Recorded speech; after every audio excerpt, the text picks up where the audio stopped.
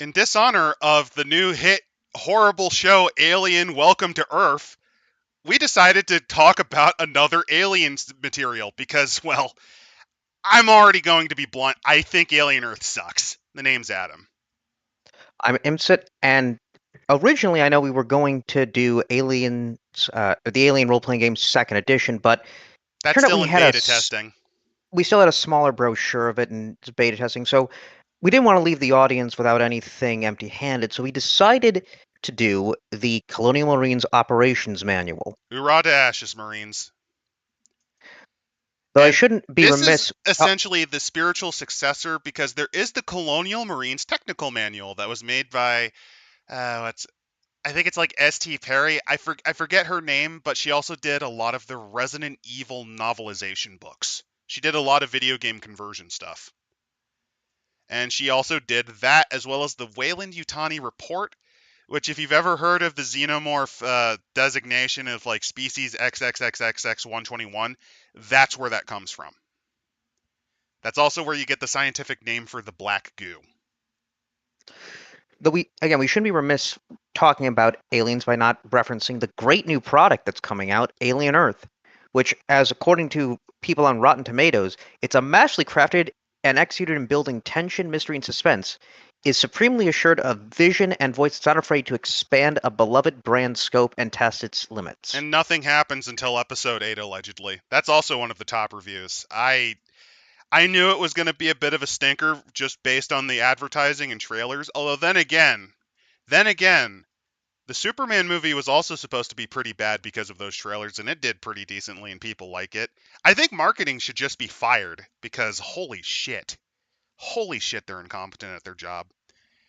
And hello Well, there, unlike Squirrel that, Killer. This is the Freeleague one. We are not covering the technical hmm, manual because why do that when we have the operations manual, which has a the nice other thing little is cover.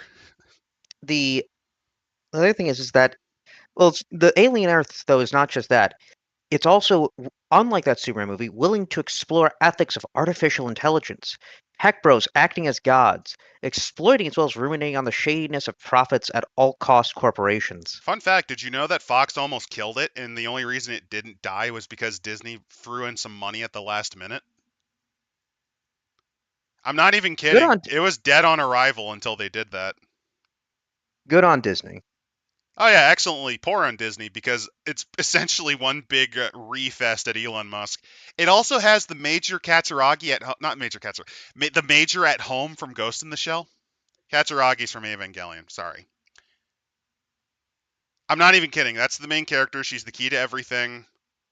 And on top of that, most of the trailers were stuff from the last couple of episodes from the season, from what I could tell. I can tell because most of the time when you see a new Alien trailer, they're terrified at building tension. So what they do is they waste basically the final act. They did that in the original Alien trailer that they constantly copy too. Yeah, you And know don't that forget stupid alarm shit? That was for one of the trailers. That's not the iconic Alien sound, by the way.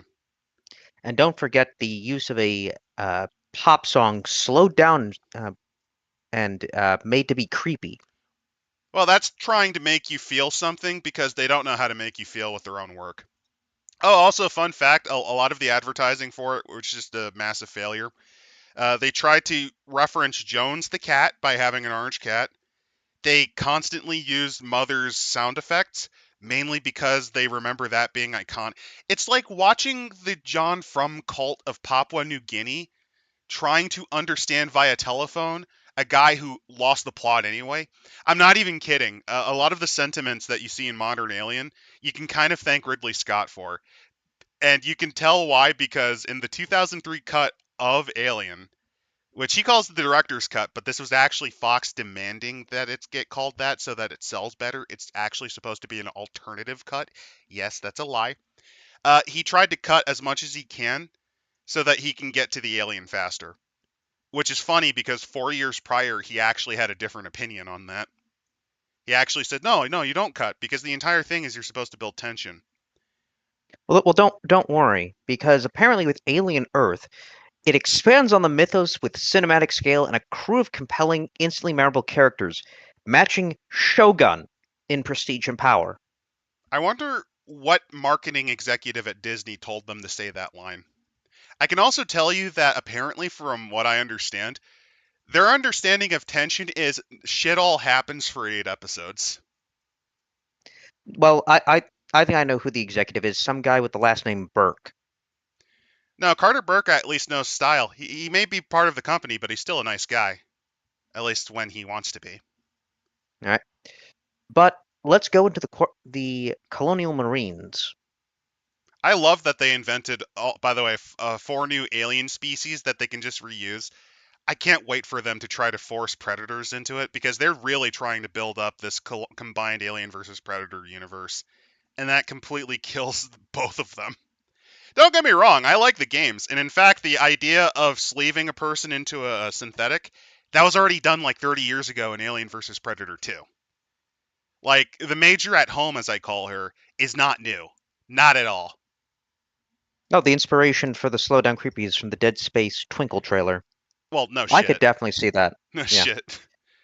But to get into the book, it first shows off a map. I would love to show the full map as a 2-page spread, and at some point I will try to get the full map and just link it into our Discord, which I also have as a link in here. But it basically shows you the 3 major powers, which, hey, thankfully, because it happens on Earth and they don't care about this stuff, because the way Alien handles its lore is who gives a shit. Whenever they make a new product, it's who gives a shit. The alien blew up like 3 plastic refineries in an era where plastic is critical for our economy to function. Not even kidding, by the way. Do you want to know what the Nostromo was carrying? 200 not 200, 20 million tons of crude oil that was slowly refined into plastic. Because while we may have mastered the art of making alternative energy sources, we still need plastic, and oil is one of the simplest things to convert into plastic. Because in that universe, they didn't really quite crack how to make cellulose into plastic. So I'm not kidding. They lose critical refineries that would make much more money than the fucking alien could. They lose, But was it like 5 cargo but ships? but we can make millions on the weapons division. The best part is that's a speculative line from the original movie. And to give you an idea, by the point where they talk about this, half of the crew is dead, and the goddamn robot, the Hyperdyne System Model A21, the 121, which were always a bit twitchy, was insane by this point. None of But we them can make knew. millions. For all you know, they might have just wanted the aliens just to get a hand on their artificial resin. You don't know. None of them know. Now, admittedly, Burke wanted them for weapons projects, but that's Burke. He's a junior executive. Junior executives are essentially gophers for anyone in the higher financial tiers of the corporation. He's essentially a dog's body. But anyway, that's enough crazy rambling. Let's do some crazy ramblings about Colonial Marines, which comes in a bunch of chapters. First off, Welcome to the Core, which deals with what it's like to actually be a roughneck, a new roughneck. It's not a fun life, but hey, it can get you out of the slums. The history, which has one section I don't like, but that's because I always thought the concept was stupid. And then it goes into the organization, as well as the equipment later on. You're going to love this sort of stuff. If you're a tech head, you're going to love this sort of stuff. And they go into details about other systems and stuff too, as well as black projects, which, yeah, there's quite a few of those because one of the things what this book does a lot of is it uses the black goo as a concept, which is unfortunate. But I know how if you really hated Prometheus and Alien Covenant, do you want to know how you can retcon it to make it work? Okay, hear me out. There was an Alien script called, made by William Gibson, and they actually had something like the black goo. Do you want to know how they made it? How? So, you know how Bishop was ripped in half by the Alien Queen? Mm-hmm. So what happens is the United People's Progressive Bloc, aka the not space Soviets, Tim Curry in space, they got his legs, from what I remember. Oh no, they got his upper torso, and they got some scrapings from the alien queen's genome from the tail, like it shed off. And the same applied to the company. The company got their hands on it, and they both went about it in different ways. The not Russians essentially built a cloning vat to make a new alien, and then they tried to make a super alien. What How did Yutani that turn did, out? Oh, it went horribly wrong. The entire space station was killed. As for what Yutani, way you did, they instead studied its genome, and its genome is eldritch. Like, it legitimately doesn't look like normal DNA. It actually kind of breaks sensors looking at it.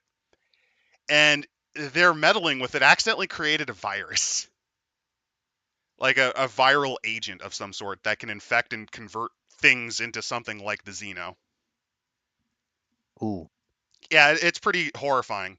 There's another version of the Alien 3 script where the alien actually is completely eldritch, as in it's techno-organic and can actually possess computers and steel and convert it See what into its mass. see what I told you? Millions for the weapons division. And yeah, you could do it as weapons, but you could also just as easily, in the comics, they also farmed its pheromones to make battle steroids as well as performance drugs. Good old Xenozip. There's a lot of stuff you could do. But yeah, that's what the Black Projects are and what the Frontier War would be like. So let's get into it. Ura to Ashes. This is them on good old Acheron, which was called that because it kind of sucks. Let's be honest. If you're on LV 426, it would suck. It's really cold. It rains all the time because of the atmospheric processing, and it blows hot, not hot, cold silicate sands and basalt debris. Like, it's not fun.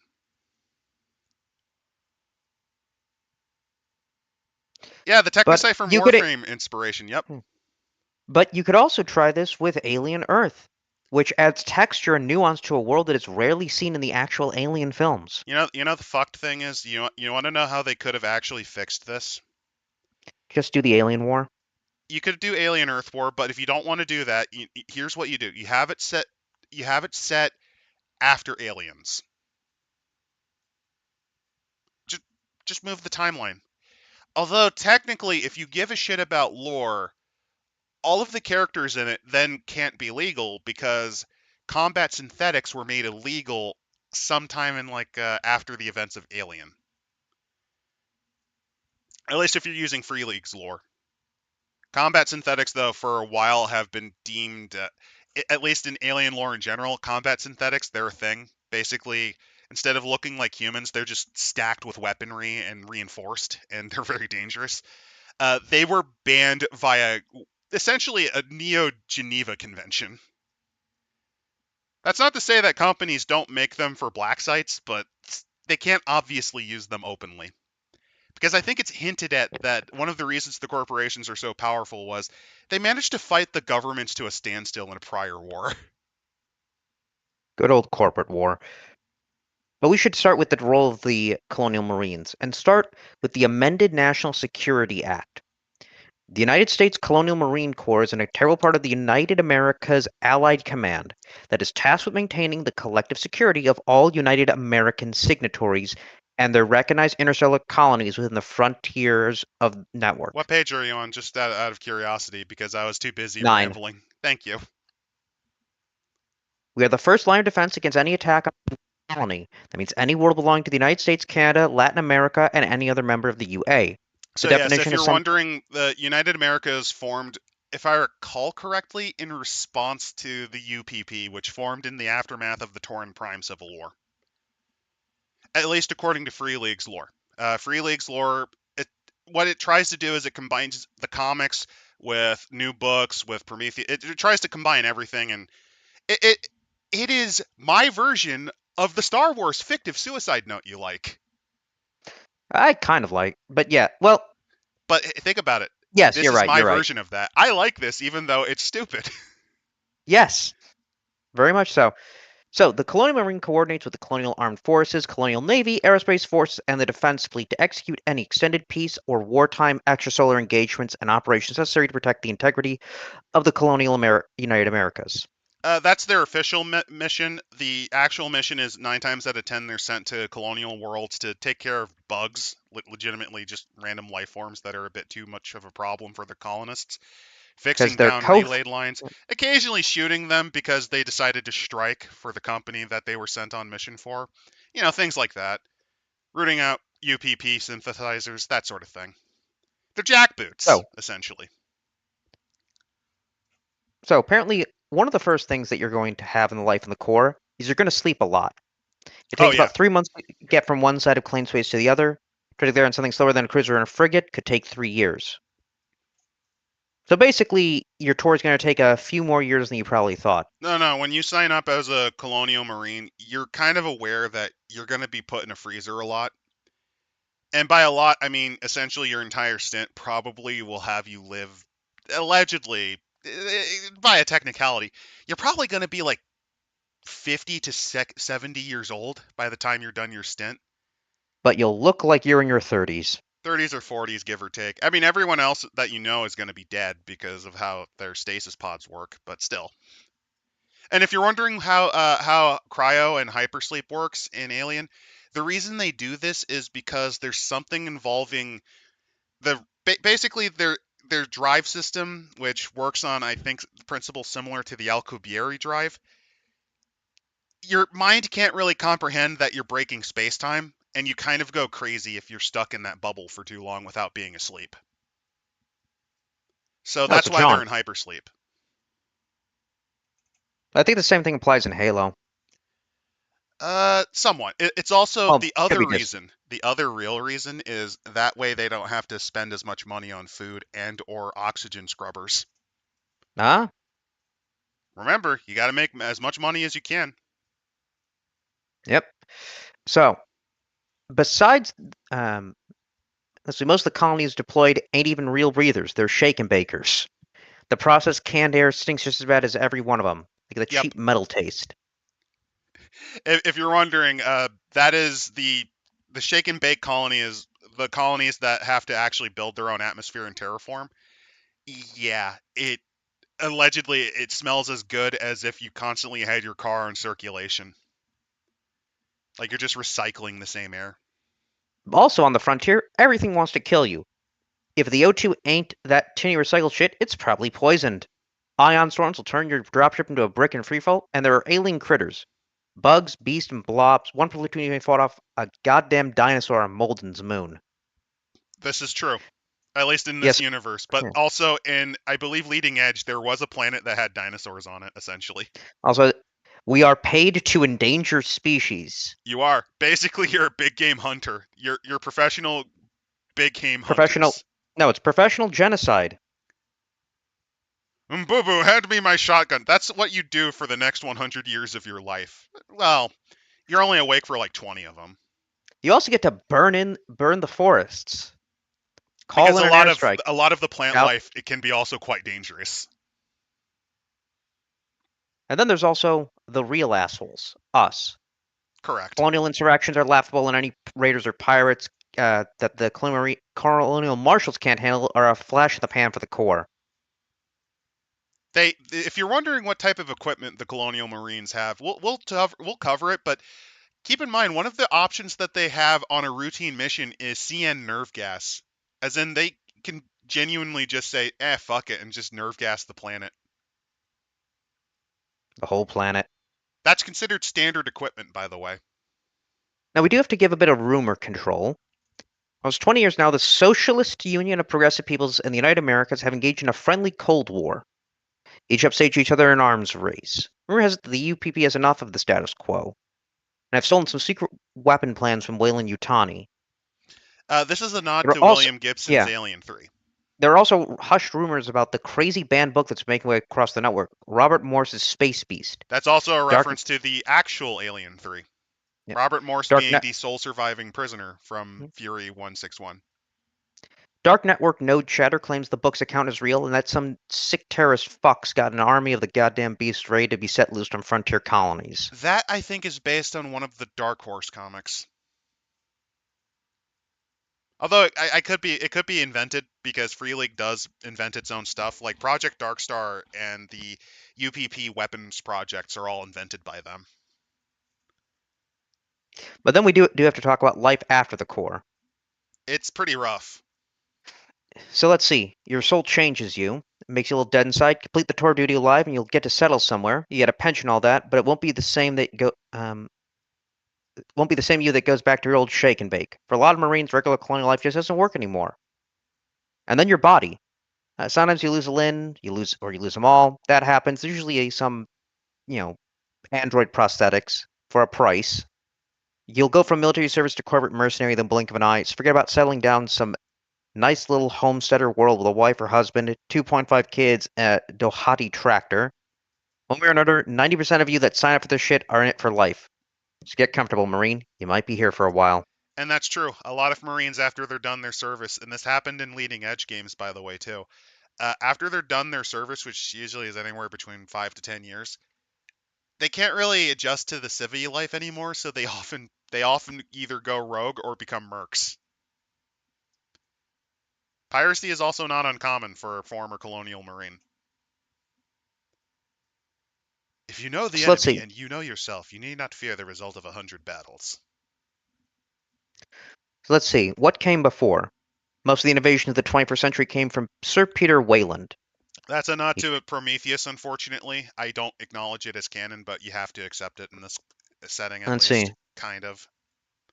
Um, A lot the of a United lot of Nations. the technologies that you see in Alien come from Wayland Industries, like the terraforming tech, for example. So the United Nations turned into the United Nations Interplanetary Corps. Key members including the EU, the US, Russia, India, United Latin America. Oh, how the that and Central African Confederation. How can that happen? And Japan. Yeah, it's actually kind of. This is one of the things that lets you know it's a fiction. United Latin America would never happen. And the Central African Confederation, what is that? Just both of the but the Central African Republic, Democratic It's Republic of like Congo, and the Zaire, Republic of the the Congo. Congo. Yeah, it's like that. It's just no, it's just they've renamed the Congo again. Possibly.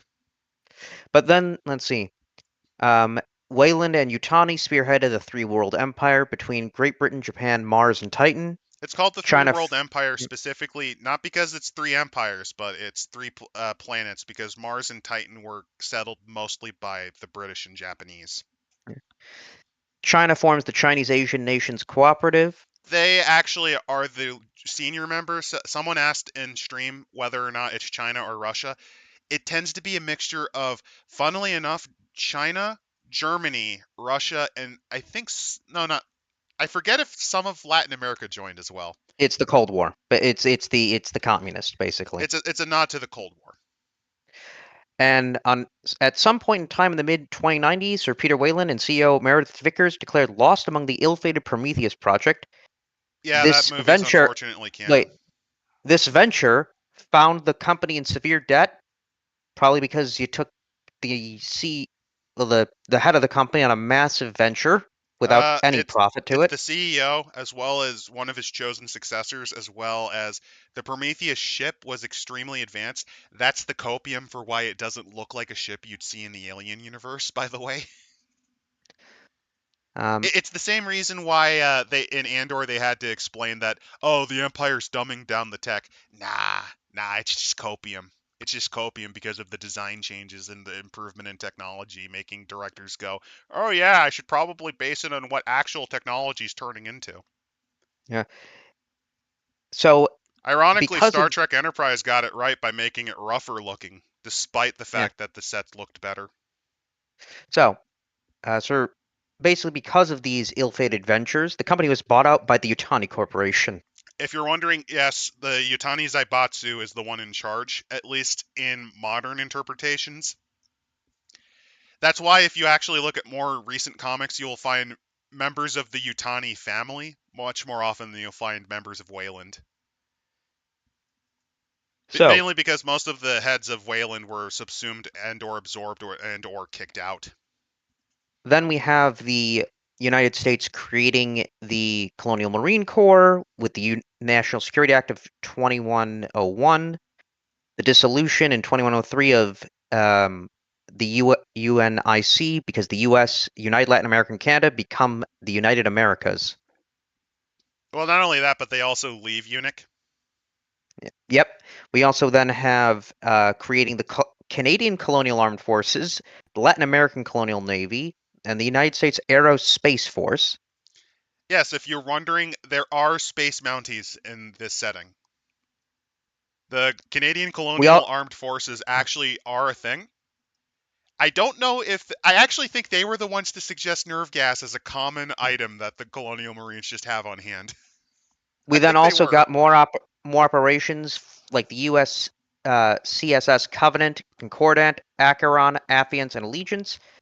After several incidents, the fanatical Earth Savers, a group dedicated to forcing mankind back to Earth, became classified as a terrorist organization by none other than the FBI. The FBI is canon in this universe still. Also, yes, the Covenant is a reference to the terrible movie, unfortunately. No, it's a reference to Halo. Let's go with that because that's the better idea. They actually reference Tauren Prime, so if you're wondering where Tauren Prime came from, it being Paraguayan is new. Originally, Tauren Prime was just so. Here's what happened. In the original script for Alien, each of the main characters in it actually got a biography and details about their life. I'm not even kidding. They actually had full, like, 4 pages of backstory for each of them. And one of the things that was in common for Captain Dallas, Parker, and Brett is that they were all war veterans from what was known as the Tauren Prime Civil War. Parker and Brett were actually tortured after they got captured by the rebels, and Dallas actually had a nervous breakdown and was responsible for a big ship disaster, which is why he's slumming it as a cargo ship captain. It's also why, if you see in the movie, why he gets nervous and starts breaking down near the end. It's to nod that yes, he has some seasoning to him, but there's a reason he couldn't make the cut, and there's a reason that the alien got him.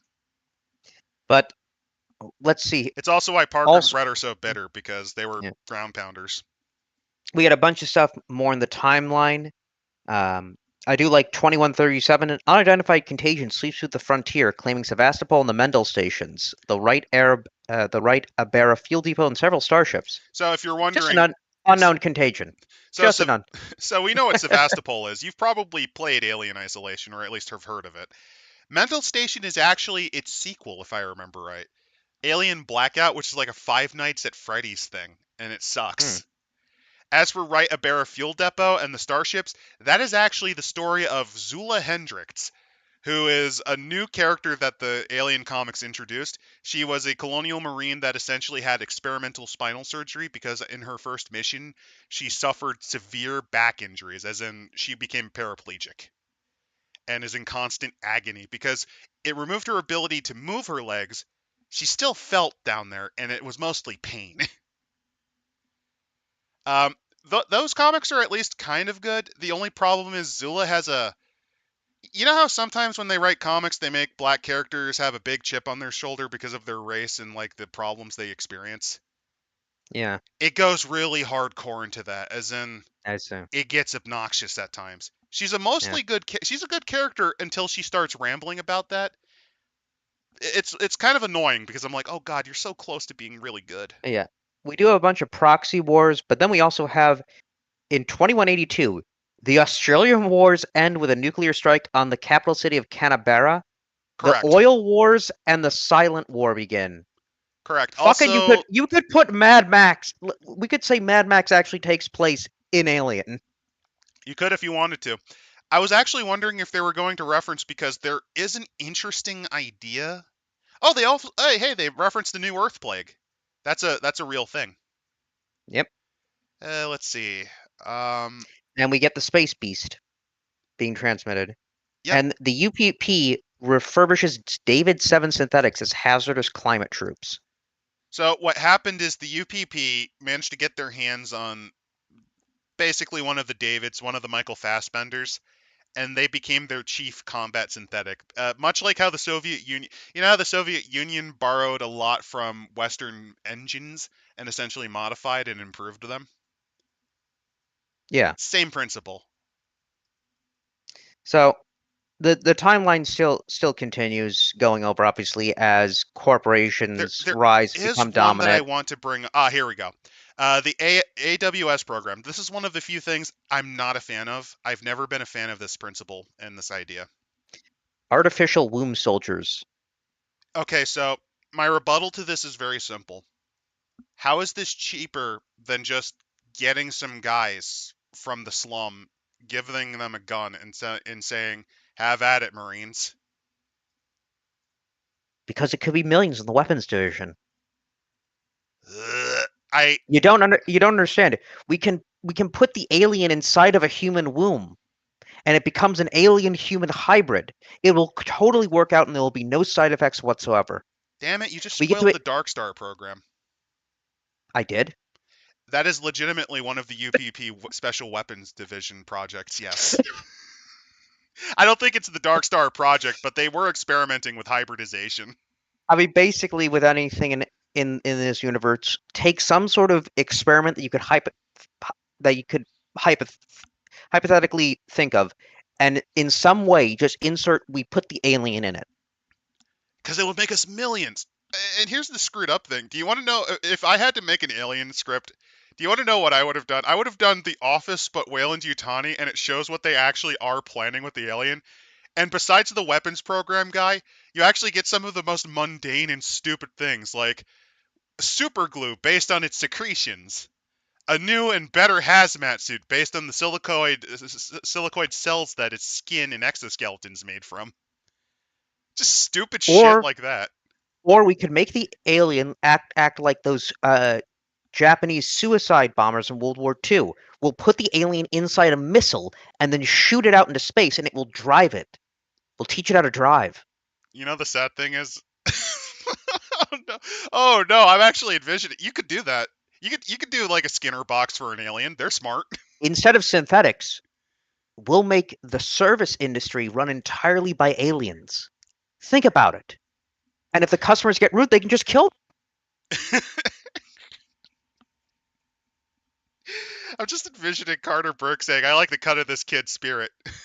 I'll see if I can get you a promotion and when we make the big one." Oh, thanks. Gee whiz, Mr. Burke. Let's see. As we So the guys continue, running those soldier programs are mainly eugenics, giving them guns as a way to filter the bullshit. You're probably right, not Nito. It's just when it comes to dystopian, I kind of find artificial clone soldiers. Star Wars kind of does that, and Star Wars kind of handles it a bit better. This just kind of, to me, I think it's more inhumane to just take some random street urchins and just throwing guns at them and saying, "Do this or you're going to prison." You know, because that's a lot cheaper and a lot more inhumane, and it actually encourages class division if you think about it. Do you want to know why? Because poor people have a lot less to lose, so they're a lot easier to get into the services. but they're poor. We need to be rich. We'll take rich people's kids and turn them into aliens. Well, the rich people's kids tend to become You see, officers. because it'll be a reference to nepotism. Also, the head of the project is just going to look suspiciously like a ketamine out South African guy who hires people to play games for him. We'll just import. Oh no, that's why they want the alien. We'll just import them, and they'll serve as our workers for free. By the way, I will probably spoil Alien Earth. I will tell you right now, Prodigy City is going to get nuked. That's my prediction for it. It's going to get nuked because these people don't know how to write anything unique, so what's going to happen is they're going to blow it up, and this is going to be the reason why Wayland-Yutani's like, yes, we need to get more of these aliens. Although it's kind of weird they hint that they know about them already. Well, Like, they already did kind of by the first movie. yes and no. It was They always made ambiguous.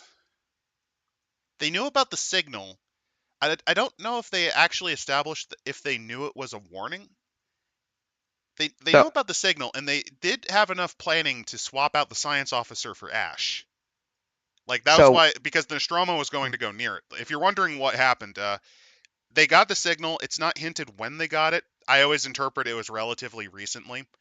And out of curiosity, they have a protocol where they'll swap a person on a ship with a synthetic or a corporate agent, and the ship will be used based on where it is in terms of shipping, like where its routes are going to be, to go and investigate. That's why they have that law there, as well as Special Order 937.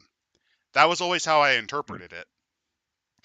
so I'm looking through here. A lot of this is just more By the timeline way, this makes stuff. this makes aliens look even funnier if you think about it, because think of all of the body counts that they got from Alien Welcome to Earth and Alien, And imagine the corporate guys lying to Ripley's face when she's having an emotional meltdown because she found out her daughter was dead and she's going to be turned into the scapegoat for the Nostromo exploding.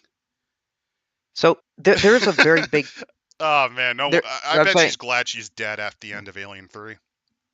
there's this very big timeline here that's just going over a lot of different events that has happened. I am saying we move past it and get We can more skip to past it because unless you're a Lorsberg, this isn't going to be yeah. interesting to you guys, I Hey, think. the page 37 where we get to The only the thing I'll say is that one of the things that you're going to note is that the Colonial Marines are often sent to either deal with brushfire wars with the UPP, or they're sent to essentially fight the equivalent of the Viet Cong. In fact, the entire Arcturian campaign is basically that. Also, the Arcturians are mentioned, and I believe they are retconned to be. Well, okay, here's the thing. If you're curious on what the Arcturians are, they are a sentient alien race that gets mentioned in this book. And this book has a take on it that some could argue is woke, but I would argue it's still better than what Leading Edge did, which was make them essentially chimpanzee level intelligent. Which makes it worse when they talk about how they slammed that alien, but I committed alien bestiality. don't get me wrong, I mean in the Colonial Marines, what happens there no one talks about after that. So let's see.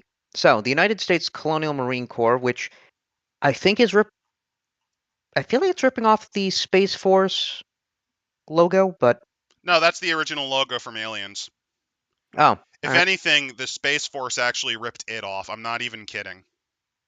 So it's broken down to three main operational theaters: Oh, actually, no, Space no, no. I Force. know why. I know why. Because at one point, Ronald Reagan, I think, wanted to make a space force, or there was at least some mentions or notions about it, and these were like some mock-up ideas for it when he was trying to push his Star Wars project, if I remember right. Hmm. That might be a nod to that. Let's see. We've got Space Force Seoul, Space Force Erdani, and Space Force Hercules. These are the Each three main command, theaters. These yeah. it's not their forces. These are their terms for theaters. We then get our, levels, platoons, sections, what's going to be in tactical team, the different ranks. I will simply state that a Colonial Marine platoon would be the equivalent of a heavy squad in our universe. Yeah. A two-man team is called a fire team, and it works on the buddy system. So you'll have a rifle team, you could have a gun team that's your heavy weapons, recon, assault, specialist firearms. You have two squads and two firearms to a squad. So essentially, if you have four players, you'll That be would be a playing a squad. squad. And one of you Yeah. will be either one of you I think will be the corporal that commands the squad. So yeah, if you're wondering, the size of a unit has been cut in half.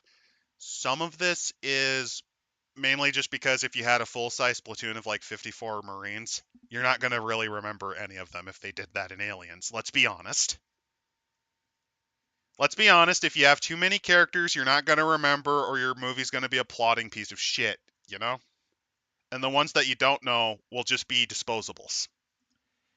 The other in-universe reason is because that way you have to pay less in veterans benefits. And it's also to explain that their technology is a lot more efficient and powerful at this point. Essentially, a two-man team has all of the firepower of a fire team. A squad of, which would be our fire team, has the punching power of an entire squad. And a platoon, which is basically made of two squads, can basically do what our platoon can do, but better. So That's we've kind of the got, logic. And they also have different ranks, which yeah, are based on we've the also U.S. got, military ranks, for those yeah, we've got wondering. specialist fire teams such as recon, assault, and CBRN, chemical, biological, radiological, and nuclear defense fire team. Well, because the Colonial Marines, they do more than just shoot aliens and murder communists. They do occasionally do disaster relief.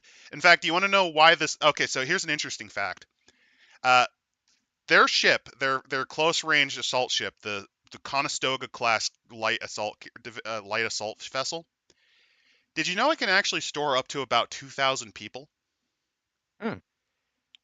That is partially to indicate they can store that much in a massive assault. But if you think about it, if they also do disaster relief, it can allow you to escort and save colonists by getting them off world if it's untenable, which can be good for PR. By the way, for those wondering what a Conestoga looks like, you would have seen it in Aliens, and let me just kind of show you what that looks like. You'll see it later in the book, but that's a classic. It eventually got replaced with this, which is the Bougainville, which you actually see in Alien versus Predator 3. The Marlow was that, for those wondering. Yeah, if you can't tell, I really like this setting a lot. Don't worry, it's like me with Star Wars, Warhammer, Transformers, Fallout, Elder Scrolls, BattleTech, World of Darkness. Oh, there's also another I have a fun lot of fact. stuff I'm obsessed with. Same. But I will say that this is probably the one I know probably the most about, mainly just because it's really fun as a setting. It's kind of horrifying. But yes, the CBRN team sounds like a NEST team with more duties. Basically, your job is you are sent in to do counter war crimes. If the enemy is using nuclear weapons or is using something like CN nerve gas, this team's main specialty is encountering that, or alternatively, handling and using it themselves. They're often used as consultant experts, by the way, for disasters, or Listen. disasters, We're gonna have to unquote. send in a CBRN team. Our Canadian allies just recently decided to use the alien as a Mountie. Well, it worked It's out not pretty going well. too well. It got rid of all hostiles. We just have to get we just it just got rid of all the friendlies too. We'll learn not to do that again next time, I'll assure you that much. And then we've got the Allied Command. We have the Aerospace Force. Here we go. The Canadian Colonial Armed Forces. Yes, this They is are a the real thing. sea. They are the sea and ground pounders of the UAAC. So they're amphibious warfare, which might be a nod to D-Day. Surface dominance, planetary security, and defense. So Oh essentially, the boy, Canadian Canadian treatment of indigenous populations. Oh, that's gonna be fun. that's why they were put on. That's why they were put on by the United Americas in that role. Essentially, what the Canadian Colonial Armed Forces do is they're very similar to the Colonial Marines. They're often sent as supporting elements to the Colonial Marines or as their own units. And one of their main roles is specifically because they're masters of terrifying people with war crimes. They're very good at rooting out people who abuse war crimes themselves. On top of that, unlike most Colonial Marines, you send these guys to aqua worlds, water worlds. Also, They're yeah. specialized in that sort of thing. Also, probably unlike the Colonial Marines, then they are only a surface force, so they do not have space fighting capabilities. They'll have to probably get them on loan from the USCMM or They CMC, can, but USCMC. they often work with the Latin American Colonial Navy, specifically so they can maintain independence from the Colonial Marines. Yes, the most capable navy in civilized space. Yeah, They for some they're all reason the Latin Americans got their shit together and built a really good space navy. Not even kidding. These guys, their main role is they guard convoys, they monitor for piracy, and in war, they're expected to basically shred apart the other guy's navy. Their main specialty is in blockade work and other things like that. A lot of here's another fun fact about all of the ships.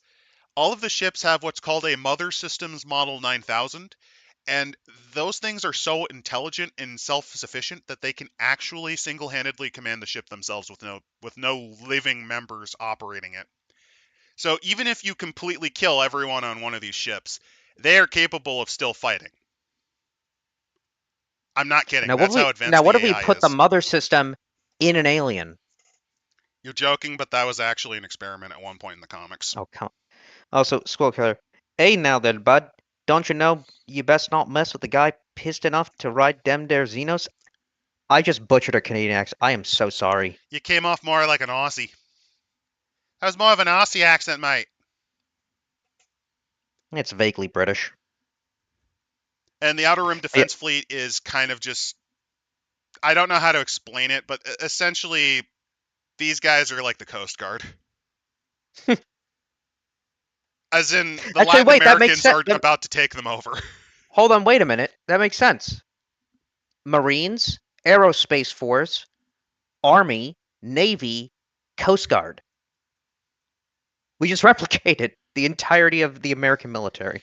If you're wondering why this was done, they don't really go hard into it, but essentially in lore, when the United Americas formed, these were sops to the other contributing members so that they still had some independence and capability of breaking free if America got too big for its britches.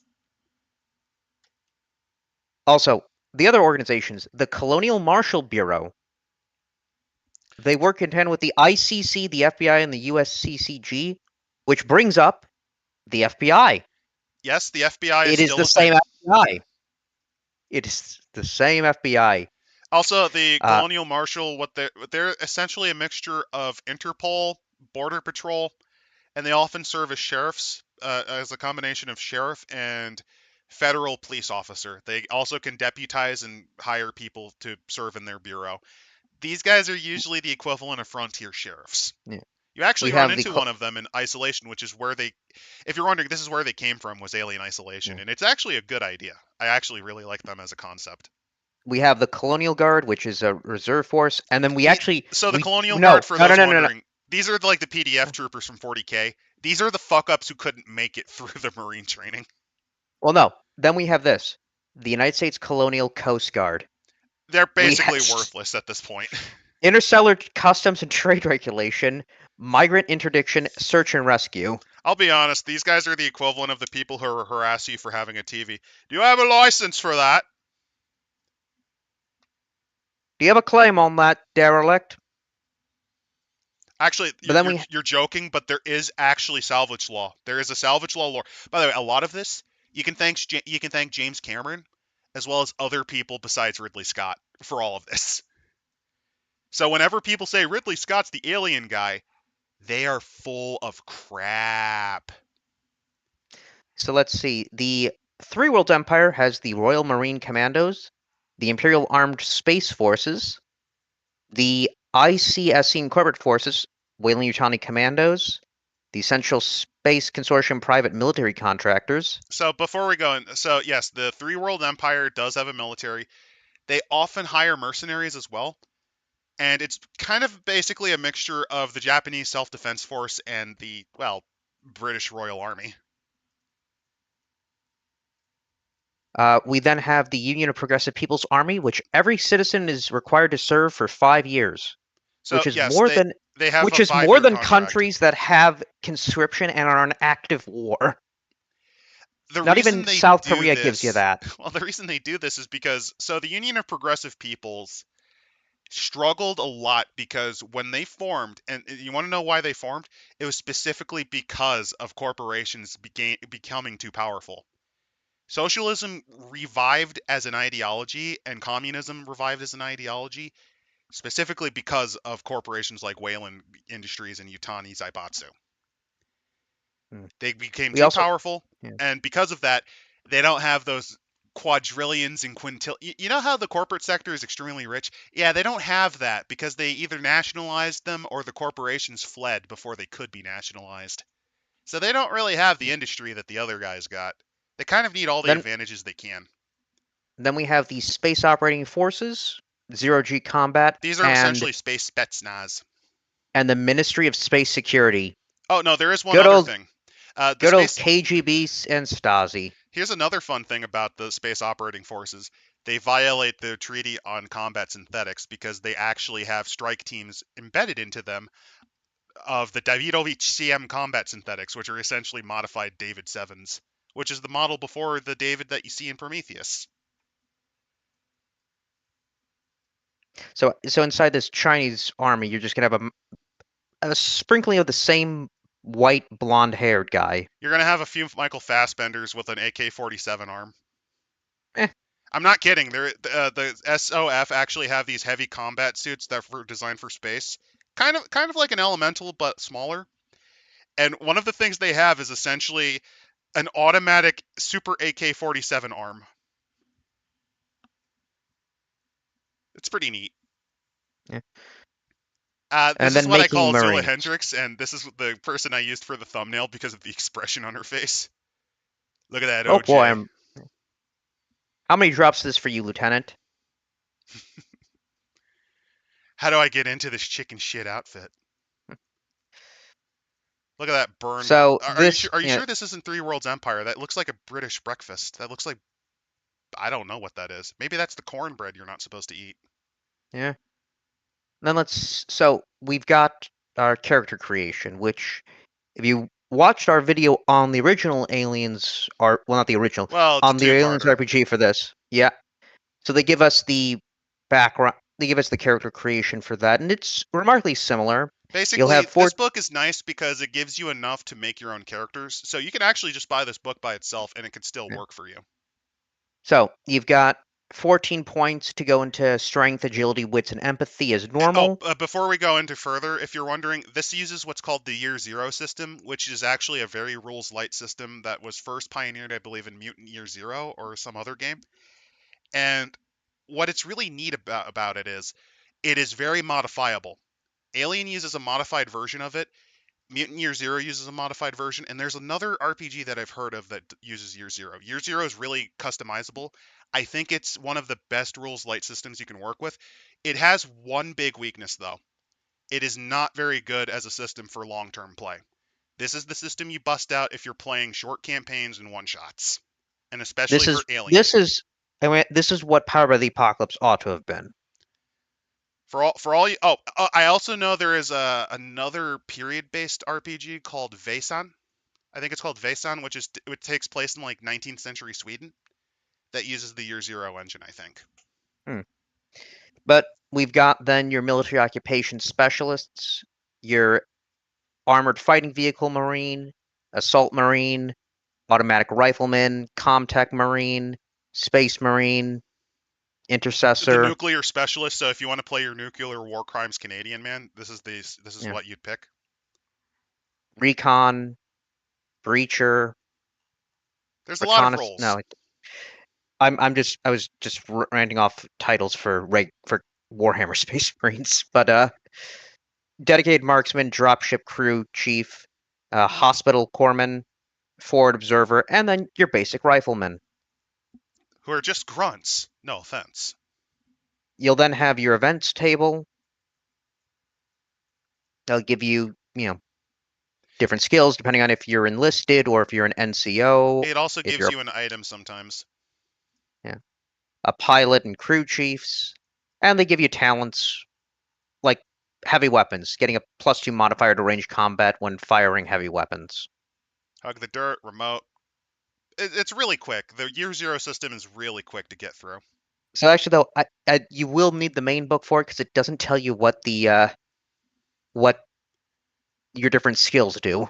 It's Like, it doesn't. unfortunate, but I would say that you could probably. Oh wait, no, you don't, because remember that booklet?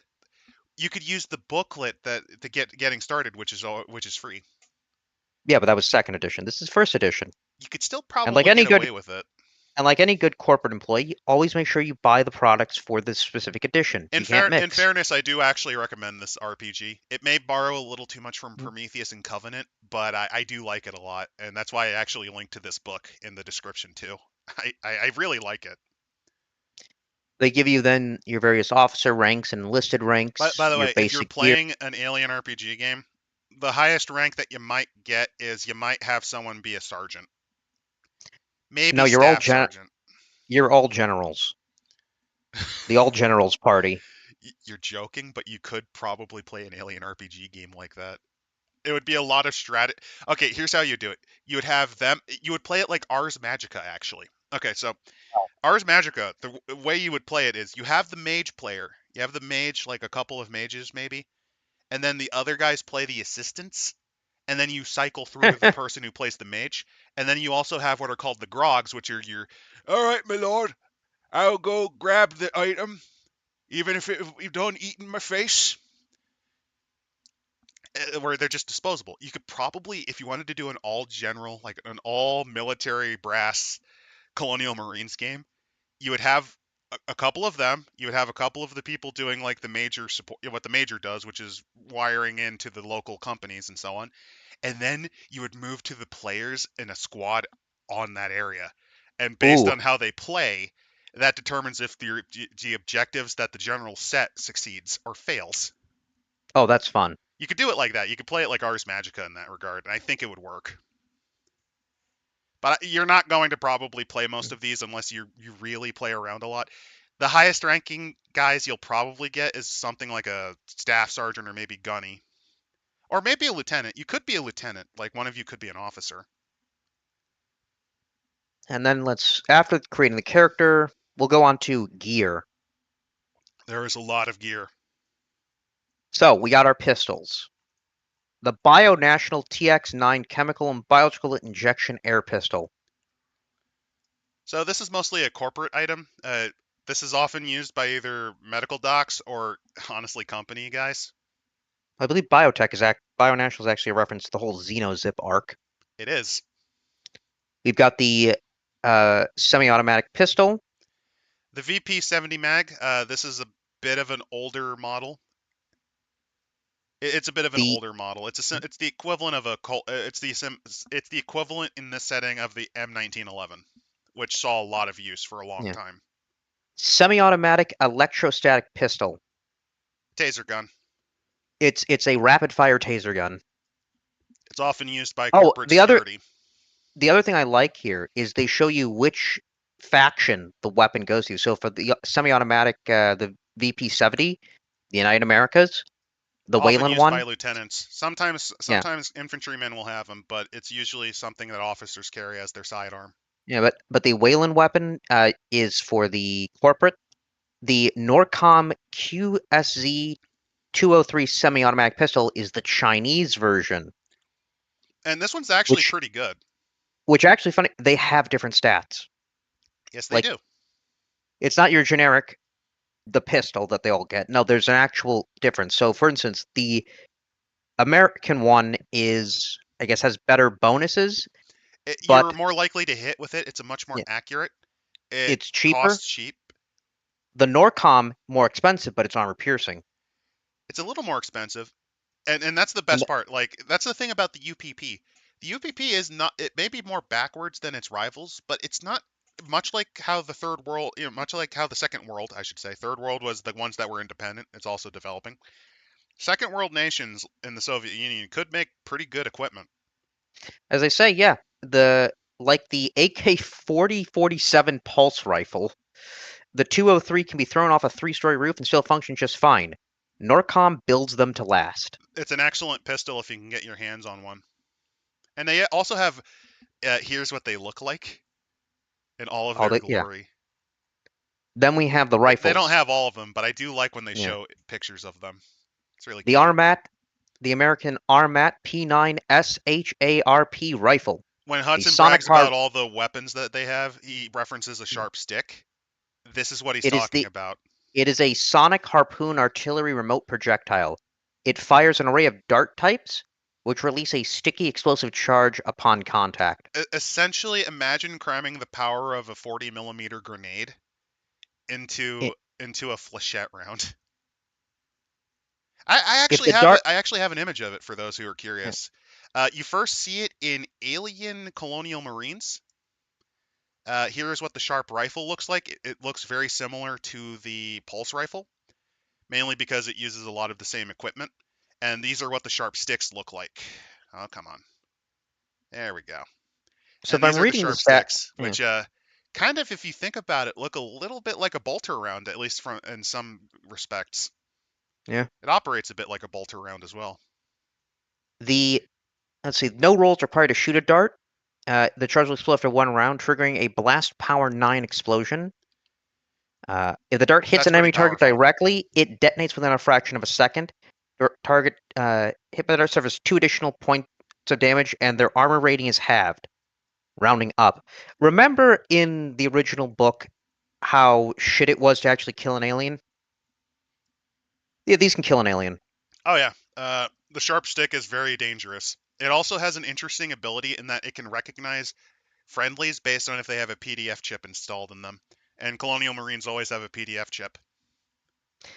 PDT, I should mean Yeah, PDT, not PDF. PDF is yeah, a format. yeah. Then we got the AK-40-47, the AK-10-4S pulse action suit gun. That's put on the SOF units. Basically, one of the things they can do is they can do actual void combat in those suits. We've got We've got the RMC F903WE automatic assault rifle, which is a three World Empire weapon. the Weyland-Yutani assault rifle, If you're wondering, the RMC F93, it's essentially, from what I understand, a nod to the FN FAL. oh, It's a nod yeah. to the NATO FN FAL. And it's an old Mhm. thing, but you'll still find it in the hands of mercenaries or militia. You can find it pretty much anywhere in the setting. The Weyland-Yutani ID-23 underbarrel incinerator unit. A flamer Yes, unit. it is an underslug flamethrower, And if you're and they wondering, get the United Americas does not have that, but they do have dedicated flamer units. and they give us an image of the Norcom AK-4047. It looks pretty great. I actually love the designs of the weapons here, and It some kind of of looks like them. a mishmash of weapons. It has a bit of pulse rifle thrown in, which, if you know anything about the original AK-47, that makes a lot of sense. Yeah, Reminder: the like 47's firing mechanism is actually an upside down Garand's firing mechanism, these weapons, they look like a mishmash of different periods of weapon technology. which I like. I like how it comes out, and it also looks like something you'd see an Imperial Guardsman use, or an Astra Militarum, I should say. Perhaps, Doesn't it look like perhaps. something you might find one of them using, like as an auto gun, like a slugger? The AK. Oh, absolutely. That's an autogun. The RMC F903WE, it looks a little weird. It looks like a mishmash of like a bullpup Well, it uses with like a bullpup modern action. rifle. No, it is a bullpup rifle. Oh, it is. Yeah, see where the magazine sticks out? It's behind the trigger. That's bullpup Oh, action. Oh yeah, it's also based on like some of the. Oh, I love how ugly it looks. so British. No, it's so Boogaloo Boy energy. Hmm. But then we've got our heavy weapons. Also, By the the way, yeah, Norcom here it is. AK 1040. It's a power fist. It looks like a fucking power. Oh, you see that thing attached to the arm? That's also the cannon. The cannons are in the knuckles. Ooh, Also, if you're wondering where this came from, it actually came from the William Gibson script, because near the end of the story, if I remember right, it culminates in a fight with the super alien from the UPP after it killed the mutated people that became aliens from the virus. And I believe it was actually Hicks in a commandeered SOF uniform. So he's essentially in Space Marine power armor beating the shit out of this thing and blasting it with a few rounds, if I remember right. damn. It ends in actual fisticuffs with the alien, Hmm. Then we have our heavy weapons. The Armat repeating grenade launcher, which is an underslung barrel to the pulse rifle, designed for sterilization teams for the CBRN. Then we've got obviously the rocket-propelled grenade launcher, um, the Chinese rocket-propelled grenade launcher. which is similar to the RPG. Yeah, the British have a light energy weapon. Yes, they do. This was courtesy of Weyland-Yutani. The M70 pig phase plasma infantry gun. Oh yeah, that's what it was, Coyote. It was based on the AUG. Yeah. And then we have the UA 102 20 independently targeting particle beam phalanx. This is actually okay. So a lot of these weapons are based on Hudson bragging. This is one of the first ones he references, and in his own words, you can fry half of city with this puppy. It Like a is shipboard laser array, can be focused to fire on a single target with devastating results. It's legitimately, you 20. can Yeah. glass a planet with this. You can't buy one of these. They are illegal for civilians to own in all territories. As the firing signature of each 10220 is unique and traceable, even the black market doesn't want to deal with them. Either your unit is assigned one or you steal it. Yes, these things are highly illegal to own because of how nasty they are. If you attempt to focus fire on a single target, it emits a high-pitched whine, which brings a stress die. On a facehugger, the weapon explodes, triggering a blast power 12 explosion. That's one of the highest powers you can run into, by the way. Yeah, and they give us yeah. These things are an image of the rocket essentially launcher. strategic nukes. Essentially, they're strategic energy weapons.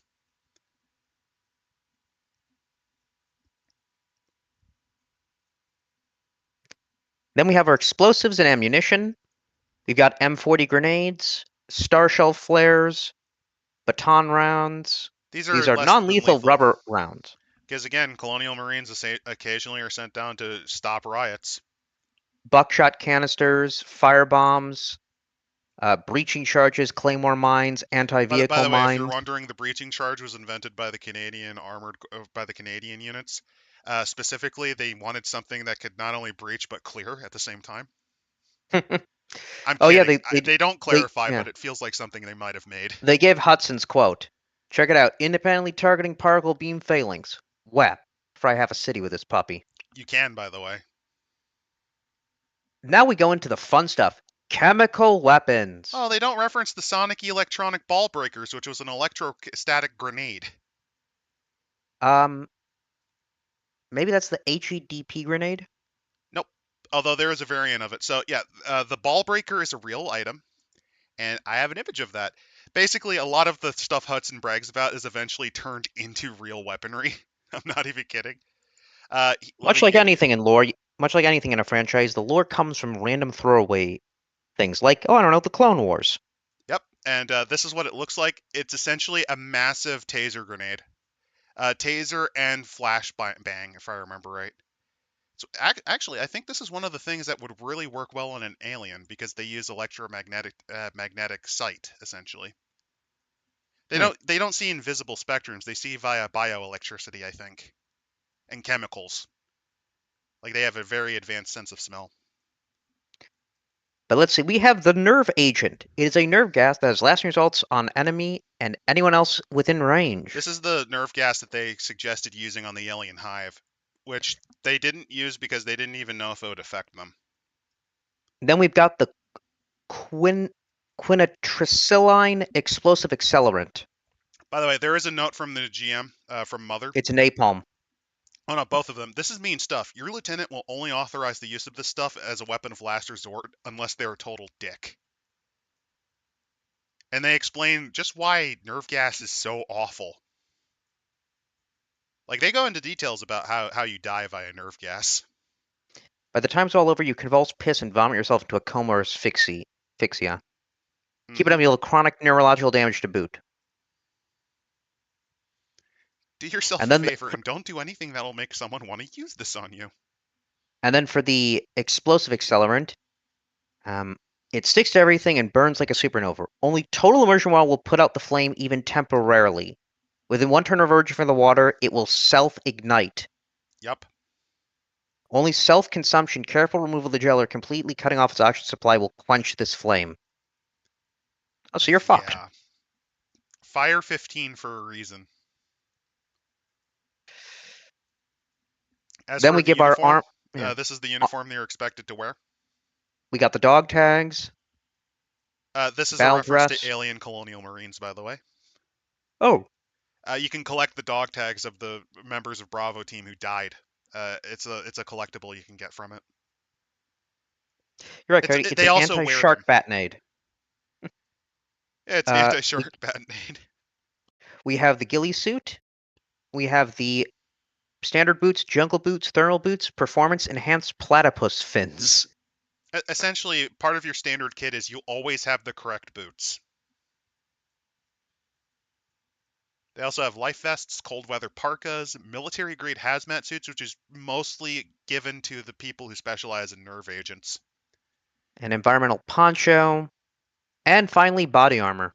They also have G suits, which are for starfighter pilots, which you see in Alien vs Predator 2, the game. They have a very British person flying the ship. She wears a flight suit like that. Hmm. I believe you also see what's her name? I'm trying to remember her name.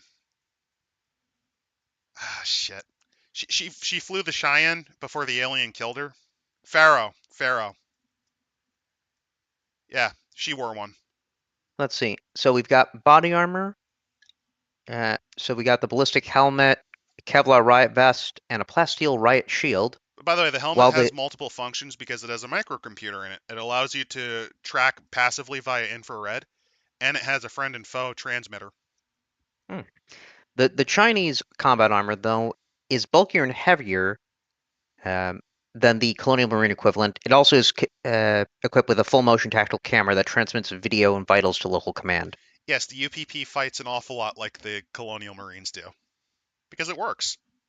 On other equipment, Bimax personal shades. Save the colonies and look cool doing it. There is one other thing. The UPP also has a combat compression suit, which allows them to go into hazardous conditions like the hazmat suits, but they're more armored. Oh, Pagan Pilot got the what that explosive accelerant is. It's napalm mixed with white phosphorus. The only thing it's missing is Agent Orange's propensity to cause deformities and cancer. Oh, we're working on that.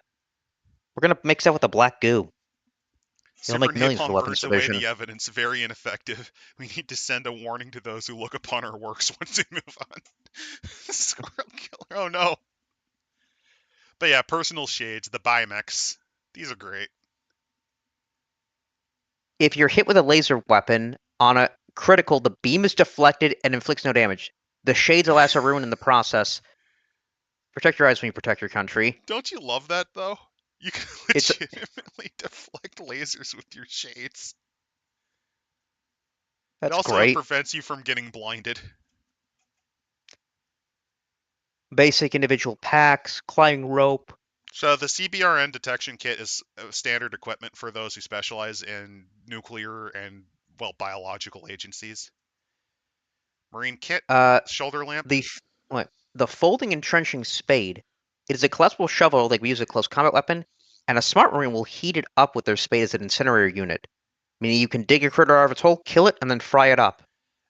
I actually love that they remembered that this is something that most armies have, which is an entrenchment kit.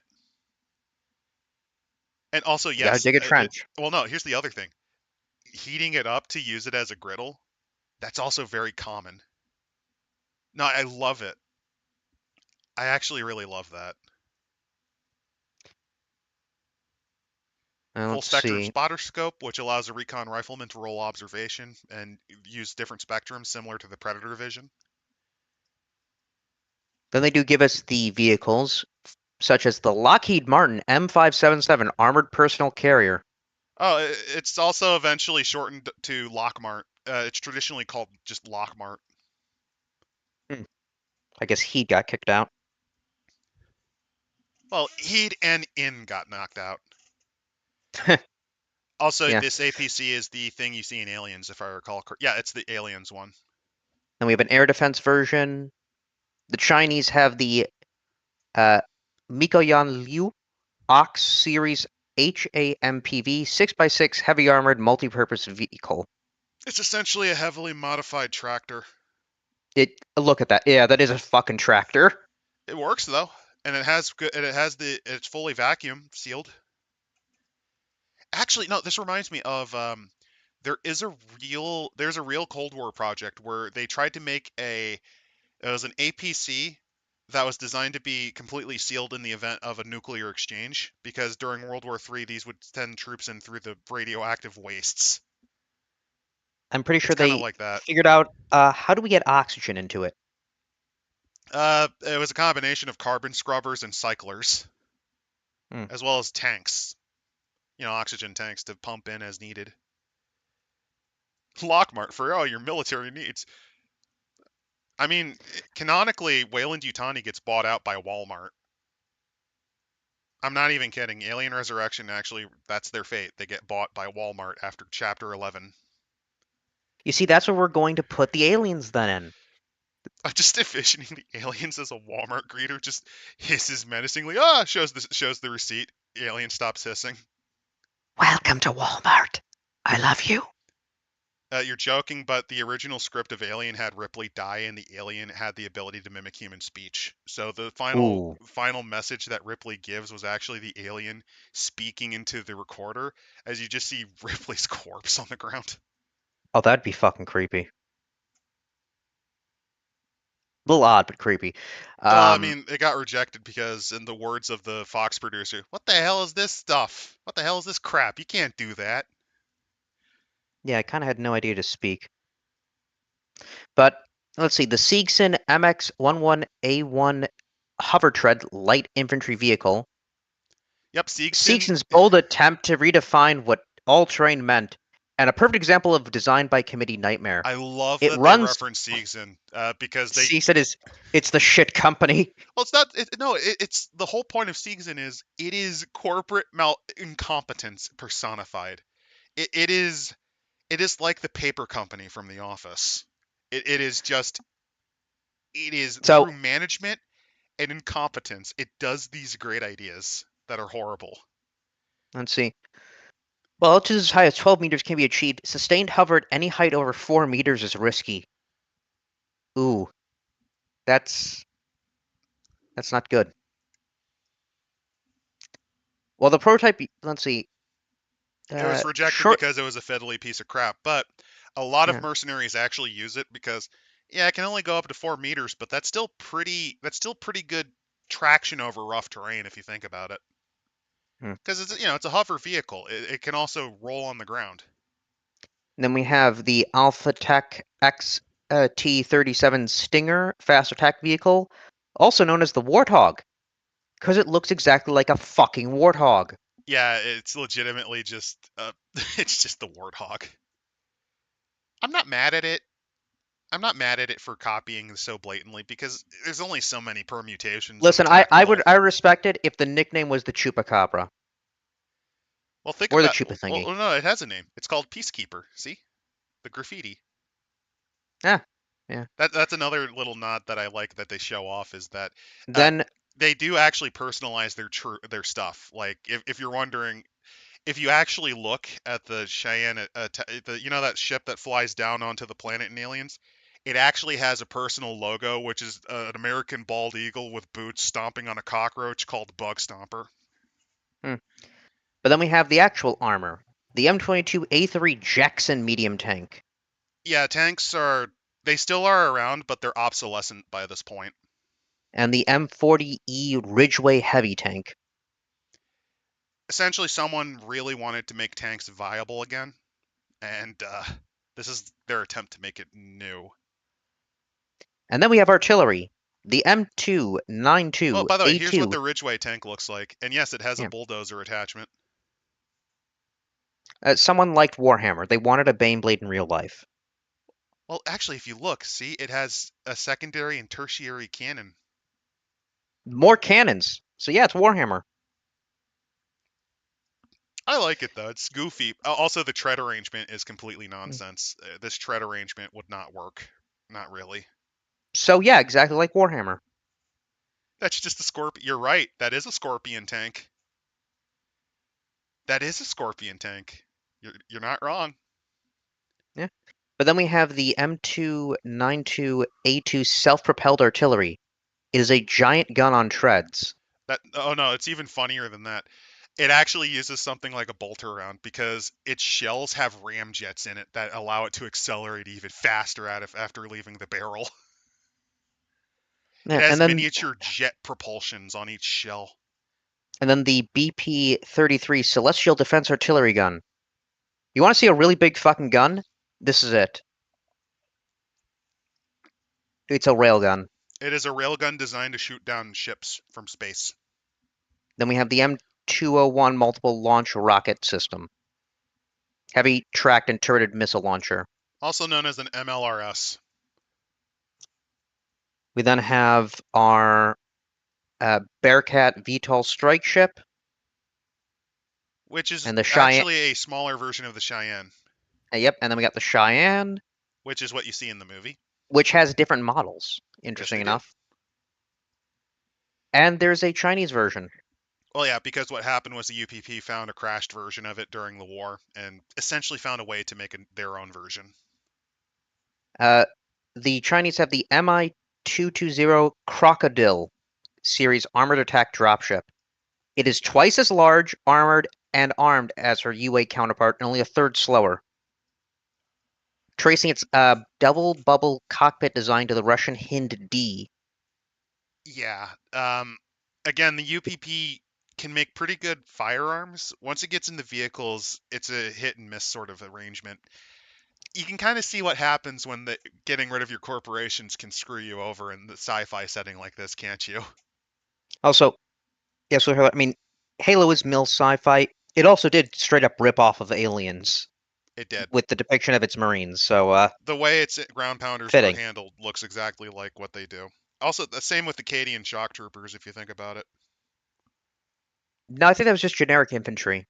The generic generic Cadian infantry, yes, Yeah. because it's just such an iconic look. It's similar to Mhm. how did you know that Treasure Island did so much influence on pirate stuff and pirates in general that most of them act like Long John Silver?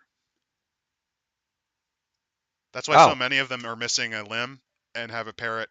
Up, one tick. I'm getting summoned. I'll be right back, guys. You keep them occupado. well, in the meantime, audience, what do you think about the new stuff going on with Alien Earth? You think it's going to be as the reviews are saying, where it is a an array of frighteningly different themes that surprise you, jump scare you, and then shock you into fearing for the future? Or is it disgusting in all the right ways, evoking dread and perhaps a bit of nausea? But it also makes for gripping science fiction and carefully layered drama.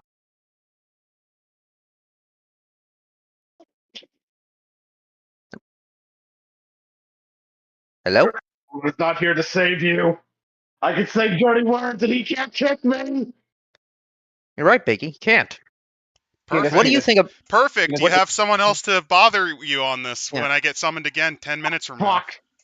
But what do you think about Alien Earth? Do you think it's a show that's consistently off-center in a manner that increases atmosphere, blending Hawley's weird sense of humor with some of the most gnarly sci-fi imagery TV has ever seen?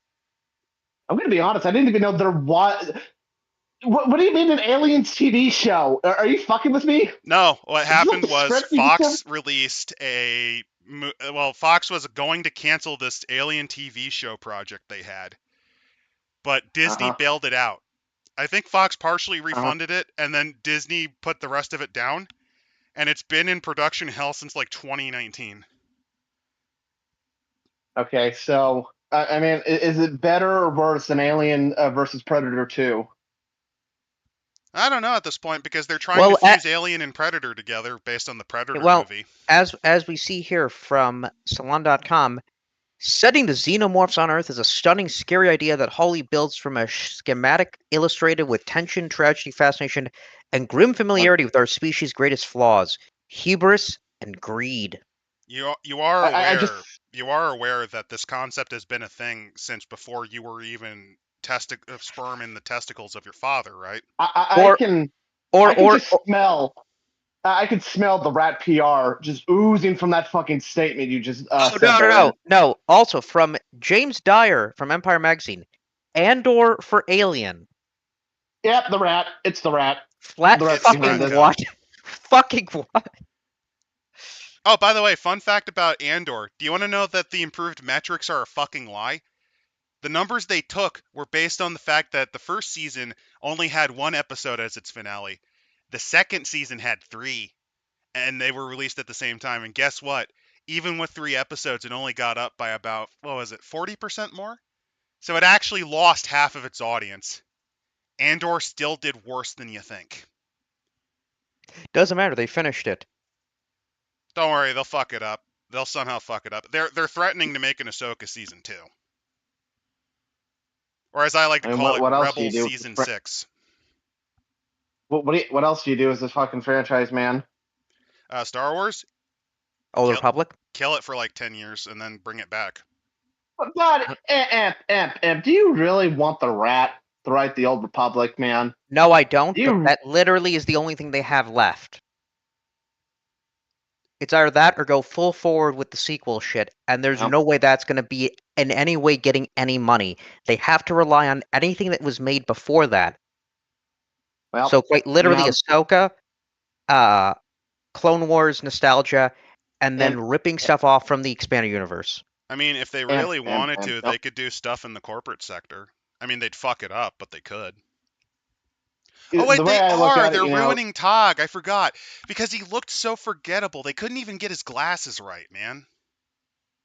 I can't even say I'm mad about the situation because at least with modern day Star Wars, I can still get some great pornography of Ahsoka made in this day and age.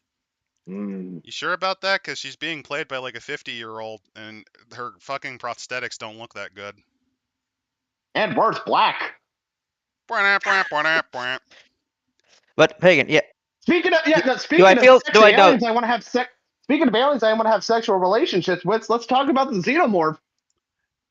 Yeah, we could talk a little bit. I will get summoned again. If you're wondering, it's a bug hunt. I'm just gonna tell you, it's a bit of a bug hunt. Don't worry, I'll be fine. I seem to I seem to recall with the aliens RPG. They actually the xenomorph isn't even front and center for the most part. There's like a whole bunch of like other like Eldcraft like shit you gotta fight Well, in some of it this fucked is up universe. some of it's due to at the time the original book was released, Alien Covenant just came out. So they were really pushing the black goo idea, like the neomorphs and all the other weird stuff you can do with the black goo. Some of it is actually nods to older stuff. Like the Harvesters, for example, come from the leading edge Alien RPG game. And they actually reference the Arcturian apes in Alien RPG as well from leading edge's game. It's a big love letter to the essentially 50 years of fan works that were made. And because of that, it's kind of there's a lot of stuff in there that's really goofy and stupid. But And Pagan, it's yeah, all being thrown out for Aliens Welcome to Earth because they don't care. Basically the way Alien is handled as an IP is the same as Terminator, where they only pay attention to like the first two at most. What are you talking about? Aliens already were on Earth. It was in also, the cool arcade shooter game. You're joking, uh, but actually there is a comic that made them like an eldritch abomination that did make them visit Earth like 3 billion years ago.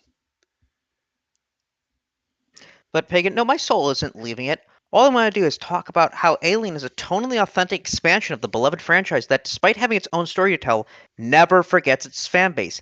Alien fans rest easy. Alien Earth looks to be an exceptional chapter in the franchise history. Remember, an exceptional Given that chapter. only two of the movies are really well liked, the third one is seen with a lot of hatred because of how it opens. The fourth one is made by a French guy, and the only other things you got are AVPs 1 and 2. Oh, I guess Prometheus is kind of good if you don't think about it too hard. And you got the dog shit that's Covenant, and the member berry slop that was Romulus. You have I guess by well, no, comparison, it's seen as good. you have the Dark Horse comics and Alien Isolation. True, but you also have the sequel to Alien Isolation, which is a Five Nights at Freddy's ripoff. Yeah, if you want to know what happened to good old Amanda Ripley, you have to play a Five Nights at Freddy's cloned for that one. Well, we do know what happens. She dies. Oh yeah, she She's dies in dead. her bed of cancer.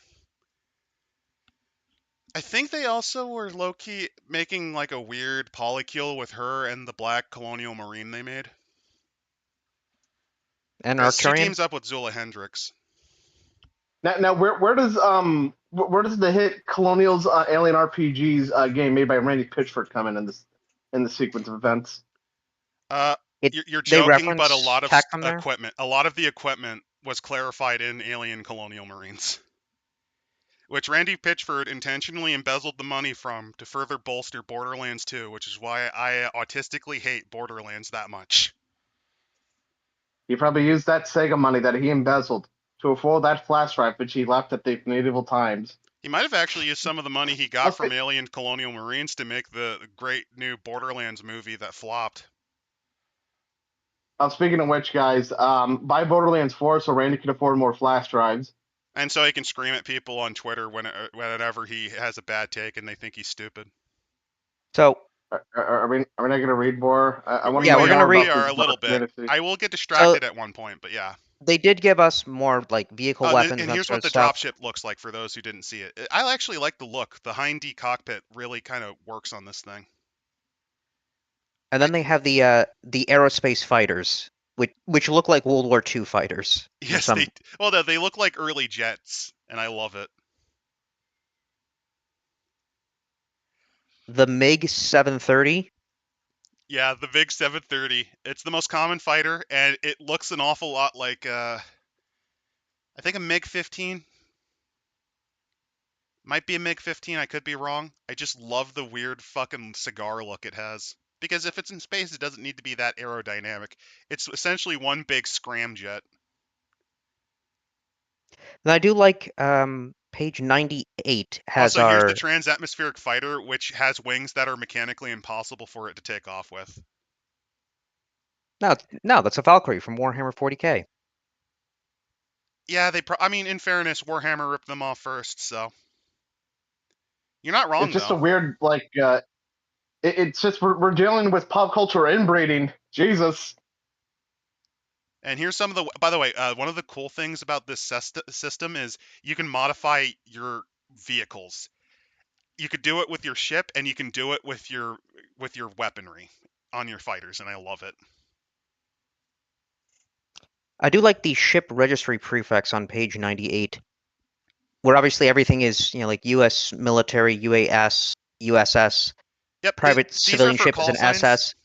Yeah, these are The for call the signs. the Three Worlds military, though, and this is an interesting thing for world building, the HMS, Her Majesty's spaceship, which means they currently have a queen. I think it's an alien. Well, think about it like this. Reminder that the entire franchise was written during the reign of Queen Lizzie, essentially at this point, other than Romulus and the new Welcome to Earth. Even Welcome to Earth was mostly written during Lizzie's last years. It is to the point where she reigned so long, British people are still confused that they have to say His Majesty's. Like they're still intrinsically going with Her Majesty's because she's been around. Lizzie was around for what, For 60 years? Diamond anniversary. generations. Yeah. I don't blame But then them. we get the spaceships. We get the R30 You're Class cutting in and B out. What? service. The RF-30F Class B service skiff. It's a repair module thing. The Essentially, it does Mantis. dry docking. We get the Bougainville. That's the new model I showed you guys. The Marlowe is an example of one. And we have the Kremlin. It is a Chinese hunter-destroyer.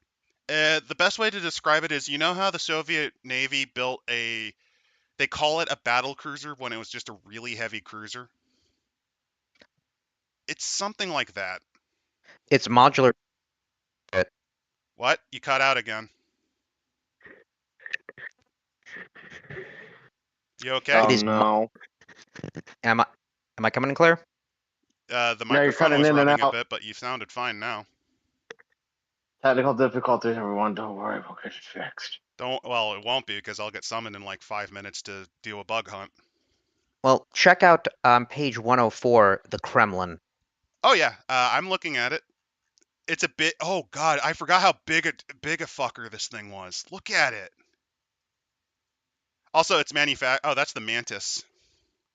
There's the Kremlin. Look at it.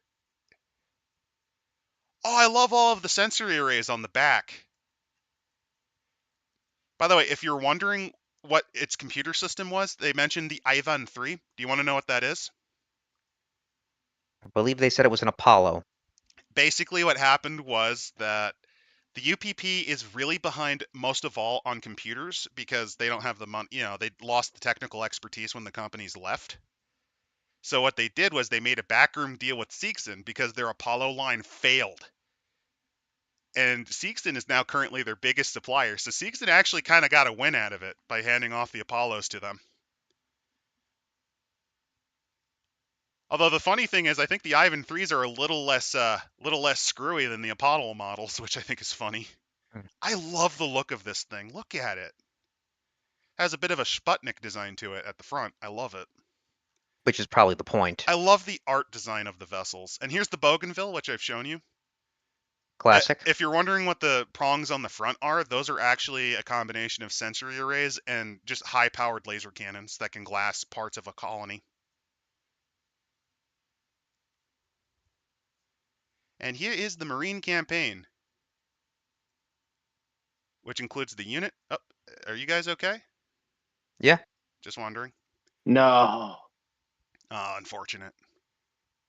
So in the campaign, they are part of the 33rd Marine Assault Unit, which in this case is in the Outer Vale, and you're essentially right before running into a war crime incident. It's Coyote, you caught it. It's called the Kremlin, and it's based on one of the church towers. Yup. Hmm. Its design is partially based on St. Peter's Basilica. Not St. I'm an Peter's uncultured Basilica. fuck, Oh so my this god. is all going over my head. What's the name of the? I forgot the name of the church. St. Peter's Basilica is actually in Vatican. It's a different one. I know it. I know it's a church. I just don't remember the name of it. Something Vitch. So it's just the Saint campaign something. setup. It gives you the details on all of the people a part of it, like how the current commander is Mac Hanrahan and Sergeant Major Ruiz Pagonis. Oh no, he's not only Latin American, he's Greek. He's Greek. Oh no. And it just gives you details on what you have available, like all the rifle companies you have, the equipment like tanks. You have tanks, heavy Oh, ordnance, armored recon. St. Basil's. Yeah, yeah. St. Basil's. Thank you, the Coyote. That was messing with me a bit. Shit. It might be them. It Bug might be hunt. the bugs. Lock and load. Let's go Yeah, it get him. is. Shit. Be right back. Gotta get my So, pulse rifle. let me continue with several of the great reviews for Alien Earth Season 1 Why are you doing this? to fill time. An absolutely stunning show that plays like an 8-hour movie on par with the first 2 Alien movies. Noah Hawley has never been better, creating not just fantastic new characters, but aliens. Every single episode delivers. One of Hulu's best. A must see. We do have some unfortunate negative reviews saying that it gets the balance wrong. Set 2 years before the events of Alien, spends too long setting up a story that only barely gets going by the time it comes to an end.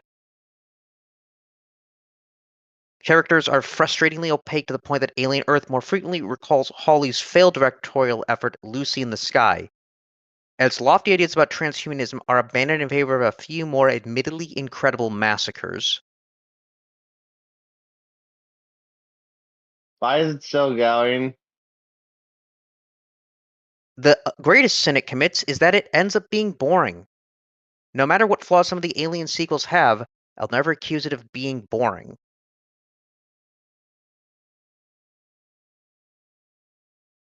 Noah Hawley's Alien Earth manages to shine when it's not preoccupied with exploring old themes and aliens that past Alien movies have done better. It's hard to tell if audiences will continue to tune in week by week due to the show's weak pacing.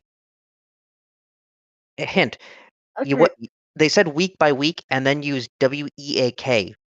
You know the English language. Just slow or terrible. I don't think they do. I think they're Indian. That's who wrote this. Or Uh, AI. Or Ron AI Hillard. Indians. Ron Hillard is an alien name.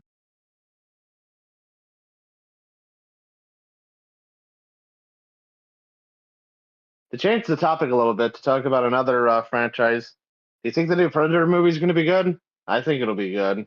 Is it I'm taking going to place go in the see it. past or the future? I don't know, but it's going to be from the perspective of Oh, one of the the young. Predators, basically. Hmm. I like that. There was a good comic series about alien and a human, or not a predator and alien, or predator and a human teaming up, which could be fun. I was always. I don't know if it's a good idea to show more of the. No, God, I forgot how you say it. The Yava. Yeah. Yautja. How the fuck you say that? The Predators.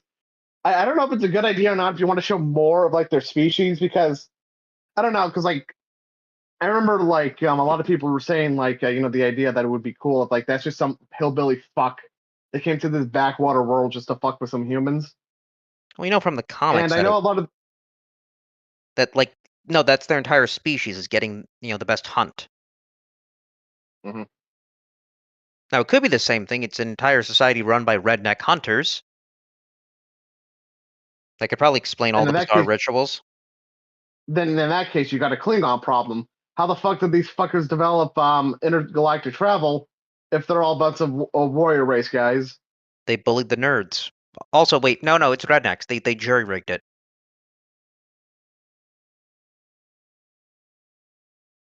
Kind of like what they found some precursor artifacts, and they No, just no, no, jury-rigged no, that no. paper.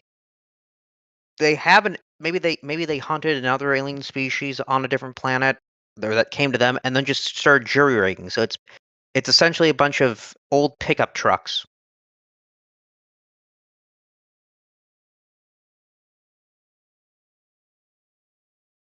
But I can't say that's not. back to other jury-rigged things.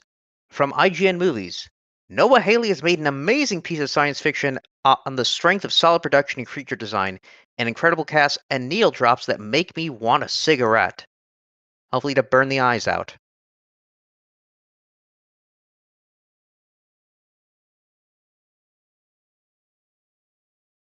The result is an imperfect series, but arguably the franchise's strongest outing since James Cameron's Aliens.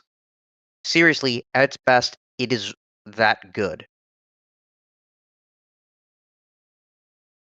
Oh, this sounds like a very exciting show that clearly has not been bought out. It sounds like it's just as good as the hit Alien Covenant. Sounds like it's just as good. Or the very Or popular and well-renowned Aliens Colonial Marines game. what about Resurrections? With Ron Perlman. Yeah, I don't know. I didn't like where it ended up with that. I do have to say I like Alien 3. I think it's a good film, and I think people were just pissy that characters died in a film where it's the alien. It will get you. You don't win against it. Yeah, that was alarm. The Soul Killer does have a good. You hear? They're all hunters because they are so advanced that they've all become hedonists, and this is their species' preferred recreational activity. That's an idea. It's kind of like the idea. Yeah, like we've attained space travel. Now what the fuck do we do? Well, like they did in the comics, deliberately infect planets with the alien parasite and then hunt them.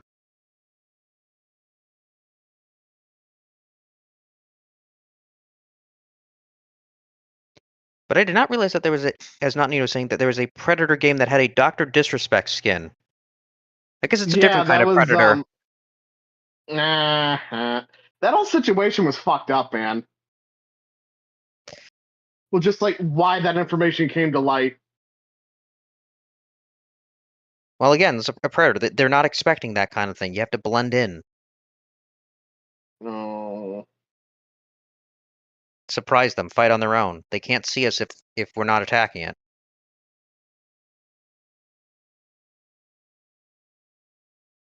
By the way, I forget that movie. Was that taking place in Vietnam?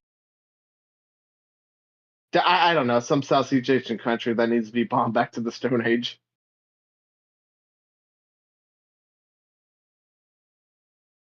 Well, it's Maybe Malaysia or Laos. I don't know. Or God forbid, Korea. That awful place. North Korea fights the Predator. Okay, that's an interesting premise. You know, I'm gonna say it. I like the idea of Prey too, but I just think the execution was lacking. What was that? Was that the one where it was like 5 people that A were native. taken by the alien?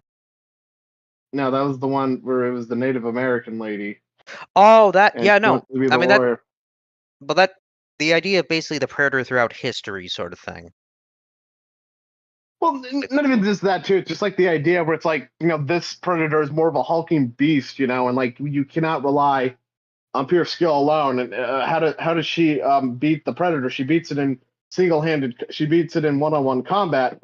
When it's said, it should have been some like you know, traps and shit too. Maybe even like leading a platoon of like Indian hunters, you know, to outflank them. You know, that would have been neat. I guess. I don't know. Maybe I'm overthinking this. No, you're thinking about it as appropriately as it needs to be. It was the writers that didn't think about it. No.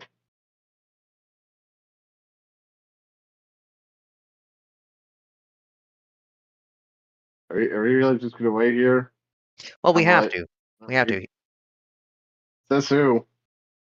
Well, I'm look taking this. control of this donkey show. This is mine now. Yes, I'm very angry because I've been going to the local game store on Mondays. I've been playing a card game. I probably told you guys all about it.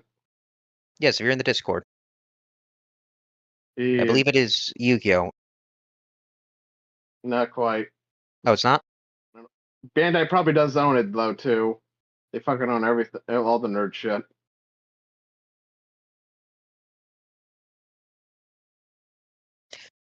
Send the Predator off on a buffalo jump. That's a good idea, Pagan Pilot.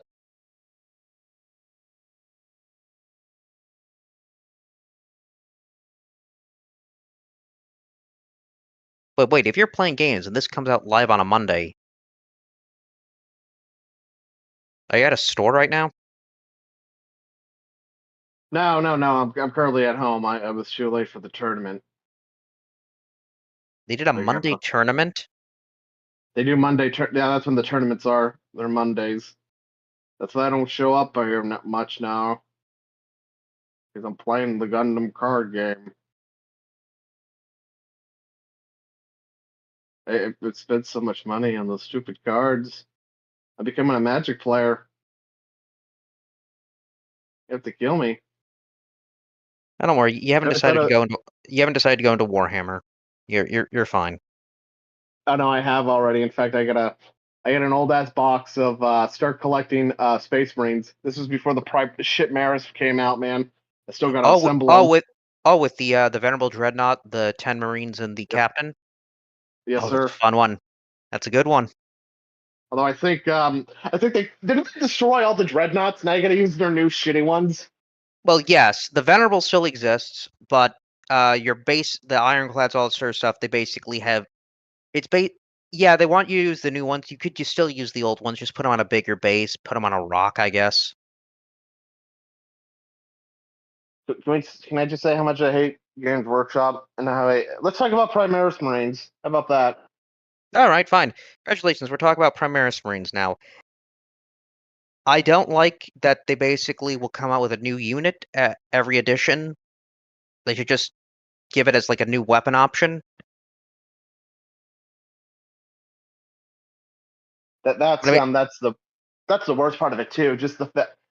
I mean, not bloat. the worst, but I guess that's the interesting part where it's just like you can see it's like, okay, this is the new units we could sell to these greasy fuckers. We could just take more of their money. And I guess I just hate it from the perspective of, yeah, it's the super Space Marines. They're better than the other ones. Buy them, buy them. Well, I think I dread the. Oh, go ahead. basically the whole thing is they know that's like someone will play the game for probably 3 years and then move on to a new thing. So they set up this stuff, give a whole army that you can get out of the box, and then redo it every edition.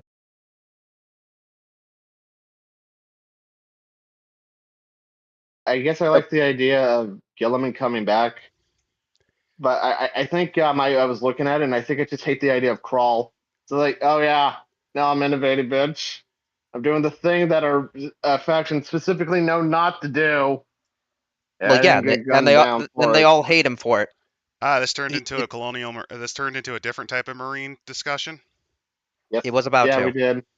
I got bored without you. I kept egging on M to take over the stream, and then the Biggie's Crack Shack because I thought you were gonna die. To be honest, I was kind of hoping you would die Oh, while you were gone. you And I really could be thought the a new bug dice would take comer. me out? Yes. Well, fool's on you. They're not that difficult if you can actually use your weaponry. Reminder that the only reason that the Marines got destroyed on Bravo team was mainly because they couldn't use their pulse rifles. Reminder, it Like was what? Speaking of underneath the bugs and nuclear Bravo, exchange coils. speaking Oh. of bugs and Marines, you know what Alien needs to cross over with? Starship Troopers. That'd be a fun crossover. You know, the funniest I mean, thing is that actually kind of is already one. yeah, that kind of already is. What do you mean? So back to the book, they actually give little stats for each of the characters that are important, like Mac Hanrahan. A little bit of details about their what their talents are. They don't really tell you how they're supposed to be played personality-wise. They just give you what they've done, which is interesting. But I don't know if that's necessarily the best way to approach it. Like, oh, your character can be whatever you please. Another character named Karen Eckhart, who Uh, this is the third female character that pilots the ship. Because there's Pharaoh, then there's the British chick from Alien vs. Predator 2, the game, and then there's this lady. I just find it interesting that they always tend to make the pilot girls. Hmm. Because they also did that in Alien Colonial Marines. I think they might have also done it for Alien vs. Predator 3. Then there's the USS Tambitam, which is a Conestoga, which was getting replaced by the Bougainville. And that's what they're currently stationed on. They then give us more, They give you layouts. They more, actually give you maps yeah, for this too, which I like. more of the squads, some of the NPCs. Which is useful. It gives you what the areas are like. Wait, no, I like page 121. Private generic jarhead. Your podunk colony was just a dead-end ball of dirt that you were determined not to die on. You signed up with the Corps, you've been shot and stabbed by people you don't know, you've stared into the pitch darkness between the stars, felt the hot breath of deadly alien life forms on the back of your neck. You realize you might have avoid dying on one dead-end dirtball just to die on another. Until then, you'll keep sending mommy and daddy your checks to help them get by while they wait for the colony to start paying off. You also keep staring longingly at that pic of your childhood sweetheart. You just know they'll be faithful and wait for you. Why wouldn't they? You're a goddamn Colonial Marine, after all. Then they get a video. uh, Then they get a videotape sent in of the sweetheart fucking another guy. that is such a common problem for people that get married before they join the military. It's not even funny. Also, Ripley In was order not the ship's to, pilot. She was the warrant officer, which basically they handle discipline, from what I remember. Warrant officers are a combination of discipline and law. Although you are right, the pilot was a woman. Although, interestingly enough, for stunning and brave reasons, Alien is one of the first movies that actually featured a trans character. Because Lambert was born male and turned female biologically at birth. Huh? Genetic engineering is an actual thing. This is actually in the background for each of the characters, including their life. And Joan Lambert, the ship's pilot, and the one who gets essentially murdered, kind of off screen, but also not. That's the one that was crying a lot. Yeah, she was born a man, and then the Parent, parents yeah, chose to make her into a woman at like birth via so, gene engineering. so technically she was already a. So basically, she was what a man in the womb, and then they changed it Yes. in vitro. Well, a combination of in vitro and at birth. Yes. It was a type Hmm. of genetic corrective surgery. Corrective in quotes, because if it's preference, then it's probably cosmetic. Probably cosmetic, yeah, since it was the parents who decided. Which actually does bring a layer of horror, I guess to it. Is like the character is also being treated as like a project. Some other fun oddities include if you know the guy who died, Kane, who with the chest bursting, he actually was a medical student before he got disbarred because he started abusing the prescription drugs that he was provided. Oh, don't we all? He was a medical student that dropped out because he became a pill addict. Then he went clean and started chasing rainbows. Basically, the reason he was so gung ho to find the alien was he wanted to make his mark. He failed the first time, so this was like his second chance. Dallas Let's is a see. fucked up PTSD survivor. That's actually why Brett doesn't talk much. He actually suffers brain damage from the torture during the Civil War. Let's see. So they also give us in this section the various missions you can do, ranging from peacekeeping to bug hunts, Ambushes, to combat patrols. recon, assault it's defense. probably a bit up there too, but I like two because I know there's a problem with games I've been in, and even ours too, where it's like hey, why don't we just get the NPCs to go storm them basically? And they basically says, yeah, basically say they're incompetent and they're gonna do other shit while you're doing your thing. Hmm. Oh, post-birth gene editing is already a thing. Yep, CRISPR Hmm. gene editing has been experimented with several times. Good old CRISPR. There are also on 130, they do give us complications, such as a Black Ops bioweapons division lets something terrible out in the world to see what happens. Marines I wonder rescuing what that could be. infected or impregnated victims of xenomorphs.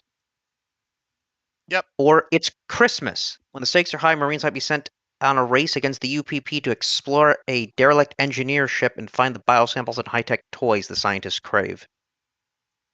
Gotta go. You gotta go to a Blue Man concert. See if you can find their jizz. You mean a Bith concert? there's also downtime in between each mission where you're essentially it's a lot of character maintenance and just what they do in between. Squad downtime events. Restricted to barracks for an alleged infraction that faces a disciplinary hearing. Um, must babysit new recruits. There's a card game on it everyone's playing for real money. These are just some A interesting psych things you can do for short sessions if you can't do a full one. company cornbread. Oh, snacks. They give us. They gave us a fucking recipe. Oh, that's fun. That is actually great. So So, yeah, the two. company cornbread. This is a nod to the cornbread being notoriously bad. Aliens make several jokes about it. Guess you don't like the cornbread either. It was Crow. So, it's 2 cups yellow cornmeal or corn flour, 2 teaspoons baking powder or bicarbonate of soda plus cream of tartar. This is already too expensive for a proper. You can make a cornbread in like 3 ingredients. This is way Yeah, too but you much need already. company cornbread. What are you, Uh, poor? Let's just say that one of the cornbread recipes I know is what's called a 3-2-1 setup, where it's like 3 batches of cornmeal, 2 batches no, of I forget what it was, and then 1 batch of whatever random shit you have no, available, like ranch no, dressing. I like this. 10 milliliters Whaley Tonic Colonial Cooking Supplement C, 5 millimeters of Colonial Supplement D, 15 milliliters of Colonial Supplement CHEBI colon 26710, and then a 5 milliliter Colonial Dehydrated Egg Supplement or 1 large Bionational G3 Genered chicken egg, And then fermented Colonial fermented non-dairy non-dairy protein supplement. and Bionational Hydrogenated Biosoy Cooking Solvent. You can see why the cornbread's fucking terrible. What I do love this as well is that it's in metric, as it would be like in a military setting. Pour in a well-greased 20 by 20 by 4 centimeters or an 8 by 8 by 11.5 inch square baking pan. Well, the only Dust it with. problem, no, there is one problem I'll grant. Well, admittedly, what you could do instead is they should do it by weight.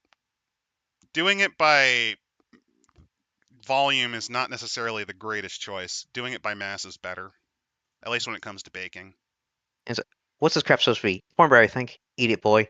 It's good for you. Yeah, I do like that when RPG throws in this kind of stuff. it's cute. I'm actually surprised they did this because I've read a good chunk of it, but not the full thing. This is one of the ones I missed. Yeah. So they give us then various systems and bases that you can go into. This is just different worlds so that they're called the Game Mother, if I remember right, GM. This is just so that you don't have to invent planets on the fly. It just gives you exactly what you need for each one. And so you could be more than just it's an LV-426 and another LV-426.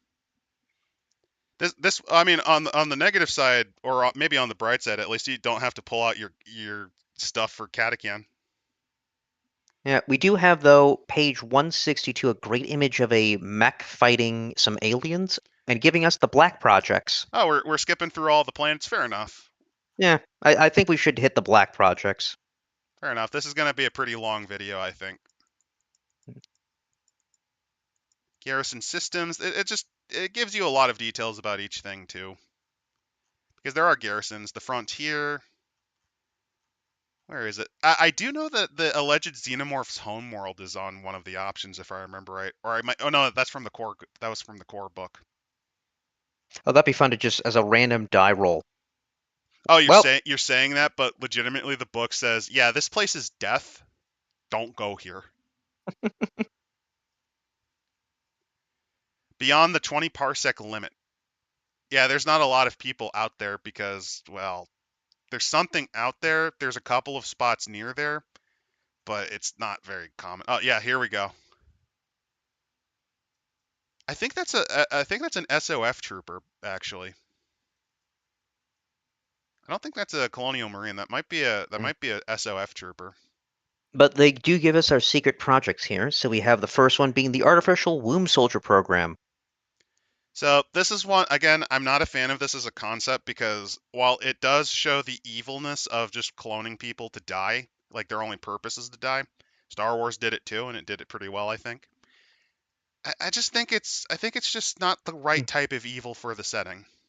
Well, it's I the think idea. it's better just to get some Mm. poor mudhopper from a backworld colony just crying for his mama as his blood Yeah. boils out Well, of no, his they actually say flesh. obstacles.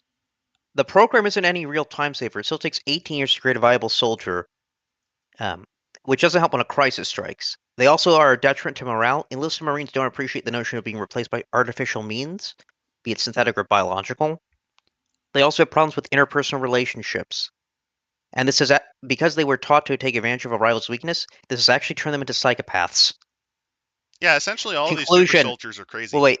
Conclusion. While less cost effective than standard troops, the AWS program produced lethal warriors who own the battlefield. When deployed correctly, and no civilians are involved, they are an incredible asset to any campaign. Notable AWS personnel include Major General Thomas Spears, Lieutenant Alexandra Gunn, Private Nathaniel Hammer, and Cadet Jericho These Axe. are all from comics or books. I don't care. I never really liked this one, so this is a failure for me.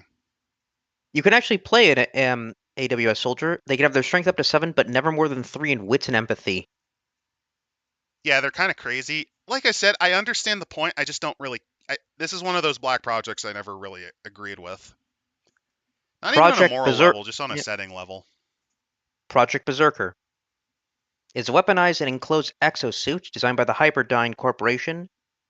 Uses a combination of cybernetics and pharmaceuticals to turn someone into a literal killing machine.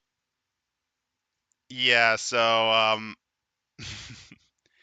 Convicts who volunteer have traded one form of imprisonment for a hellish other. oh, I know what this is. There was a comic series that had one of these. Basically, what happens is you put someone in a suit that can't come out. It's like the Killdozer, and they're injected with psycho drugs. It was a four-part comic where, yeah, this is one of the characters part of the mercenary team. Oh, also, Pagan, yes, they just made BT Clan Warriors. Yeah, they just made BT Clanner Warriors. I don't really care for Mhm. it in the alien setting. Wait, while recruiting volunteers, the project is looking to broaden the scope I of will say this. applicants.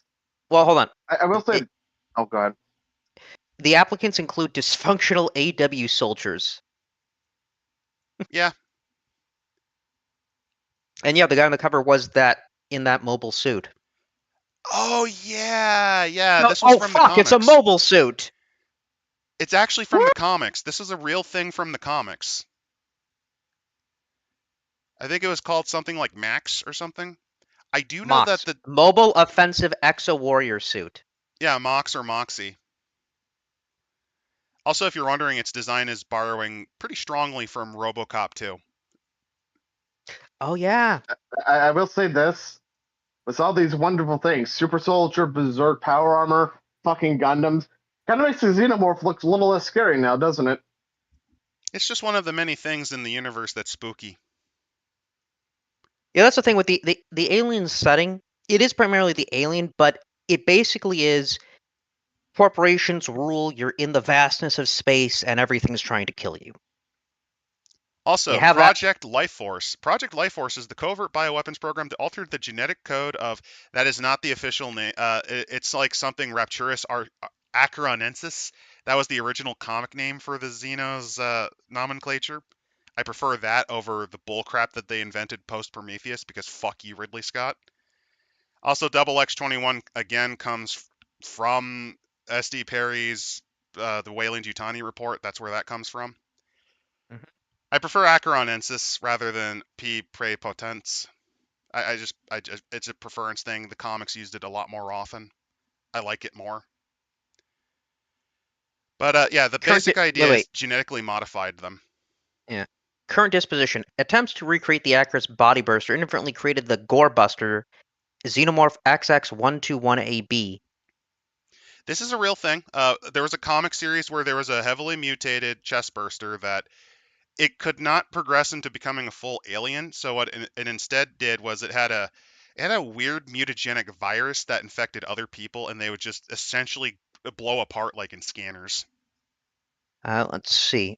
Additional teams have been sent to various worlds to collect other infectious diseases. Yeah, so they're just biobomb. Oh yeah. Additionally, analysis suggests that the black substance dropped during the border bombings contains the same genetic accelerant found in the 26 Draconis strain. Yeah, I don't acknowledge this black goose shit, so just throw that out. Yeah. Other By biological the way, if you're wondering why the body burster worked the way it did, is it had what was called a class 10 virological agent. It's called class 10 because it's the most lethal or most infectious virus that you can find, and it's also one of the only things that has actually affected Xenos. I'm not kidding. The aliens as a whole tend to not get sick. It's very rare. If a well, they virus can is survive in outer capable of space. well, if a virus is capable of infecting that, you're kind of fucked. Yeah, they do give us other exobiological pathogens. The Arcturian chlorophage. It is communicable to human beings, transferred through bodily fluids, and causes paranoia, delirium, and hemorrhagic fever. It's known to be transmitted through body fluids because again, Arcturians have screwed humans. It's same reason as HIV essentially. The New Earth plague. This was a So here's how biological weapon. it's an airborne flesh-eating bacteria. It begins necrotizing the lungs before spreading throughout the body via circulatory system. Systems take effect within one shift include bloating and a purple molting of the skin. By the second shift, blotches of external flesh begin to rot, emitting a putrid odor. It only gets worse from there. There Essentially, is you rot no within. cure. And then here we go. The Dark Star program. Yep. This is the Chinese one. If you're wondering what this one is, remember the zombie thing from Prometheus that the guy turns into? They make a bunch of those. Through removal of genetic triggers and direct resequencing of the sample's DNA, Rodina scientists created their own alien ovomorph that was more akin to a neomorph egg sac in size and function. They release a puff of airborne spores infecting any host in the immediate area. The Which, result is if their own you're hybrid wondering, is body from booster. Covenant, and it sucks. But Part if you human, but modify it, all it's alien. okay. Did they show you what it looks like? I'm surprised they didn't have any art for it. Oh, they do later, I think. Project Marana. Darkstar's queen control experimentation has yielded some intriguing results. After a xenomorph queen is placed in cryosleep, neurovisor operators probe her subconscious. So far, only android operators survived this experiment. Interpretation of an alien subconscious has left human subjects in a vegetative state. Essentially, they were trying That's to not for me. lobotomize alien queens. They're now looking for strong-minded professional dreamers for the next step. Which is a cute nod to in early scripts of Alien. They actually, did you know that the version of entertainment nowadays includes artificial dreams that basically they're dreams that you make and that you do via lucid dreaming that you can sell to people who want them specifically for deep sleep and hypersleep. Mm. It's an actual industry. It's like movies for when you're asleep. And having a dreamer ability indicates you have some serious potential. Oh, and since you asked about it, Squirrel Killer, or referenced it, the reason women become pilots so often in sci-fi, you can actually thank Robert Heinlein's Starship Troopers, because he's the one that actually explains the logic of women having a better spatial capacity, which allows them to drive better in three-dimensional space. Also, That's not why Nito. it's a thing. They're not Rhodesian, Rhodian. Rodina. It's a UPP station. The book, man, those that Star Wars Oh, Bush Wars, man. Let me tell you. Rodina. It's Rodina Rodin. for the people. Oh, yeah. The Rodina. That's what it is. Let's see. They then give us the xenomorph aberrant types. These are mutants. The biodrone xenomorph. So basically, stage 4. They're not meant to stage 5 not produce queens. They look identical, use the same signature attack is Stage 4 drone xenomorphs. They didn't. That's administered via tail barb. They have a material that contains an altering agent which consumes the victim within 1 or 2 shifts while ovomorphing their remains into a new egg. So this is a thing that Oh, was made up because okay, so here's be, one of my takes. I think egg morphing was stupid. yeah. It was always stupid. I hated that it was put into the 2003 director's cut because of where it's placed, which is during that 5-minute countdown to the destruction. That's one of the worst places you could have put it. It doesn't look good. It's a it's an interestingly weird idea, but by this point it is completely and utterly ignorable. And the only reason people So bring what it you're up saying is is, because it was a cut scene from the first movie. I shouldn't watch the director's cut. I think the theatrical cut for Alien is superior, and it's not a director's cut. It's actually an alternative cut. Ridley Scott even mentions that specifically Fox asked him to make it and he actually struggled to come up with anything he could add to a different cut for the movie because Oh, as he then saw it, he yeah. made it as well as he could.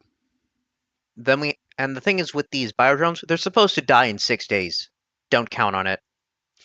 Okay, so the biodrones here are essentially what the original idea for the first Alien was supposed to be. I'm not even kidding. This is actually what the original Big Chap was supposed to be like. The only Hmm. thing that they're missing is that it's not as intelligent as it could be because the alien was also supposed to be intelligent, like full I mean, on it kind of sapient. is. Oh. Oh, in that way, yeah. Basically, Uh, its actions are those of a child, and when it matures, it realizes what it did. That was one of the we original then ideas. yeah. We then have the Gore Buster, which look like the pink ovomorphs. Uh, So basically, in the comic, they were a bit pink, mainly because that's the only way you could tell that it was sickly. They also look a bit stunted. they're basically giant chest bursters that will run up to you and then explode. Well, they don't explode traditionally. What they do instead is if you get bit or if you run into its secretions, the Type 10 virus infects you and essentially causes your cells to rip apart, making more of itself until you explode. Oh, and then they give us Gore Buster attacks. As in what it will do. 1 to 2, it just body slams you, gives a terrorizing hiss, a head attack, suffocation, or disembowelment, Yeah, it is which strong goes for enough the to kill victim. you. If the victim does not remove the Gore Buster by the next round, the Xenomorph will automatically inflict critical injury number 63, killing them. Yep. And then they give a little uh, sub point here: Xeno versus Xeno. That's a reference to the hive. What was it? Yeah, The refer xenomorphs of different hives Xenocide, will war. genocide. Yeah, will war against each other with the intention of killing the opposing queen and melding the hive into one. Yep. Pure, It's known as the genocide pure, arc. yeah, pure xenomorphs will consider aberrations like gorebusters or biodrones to be tainted enemies of the hive and destroy them.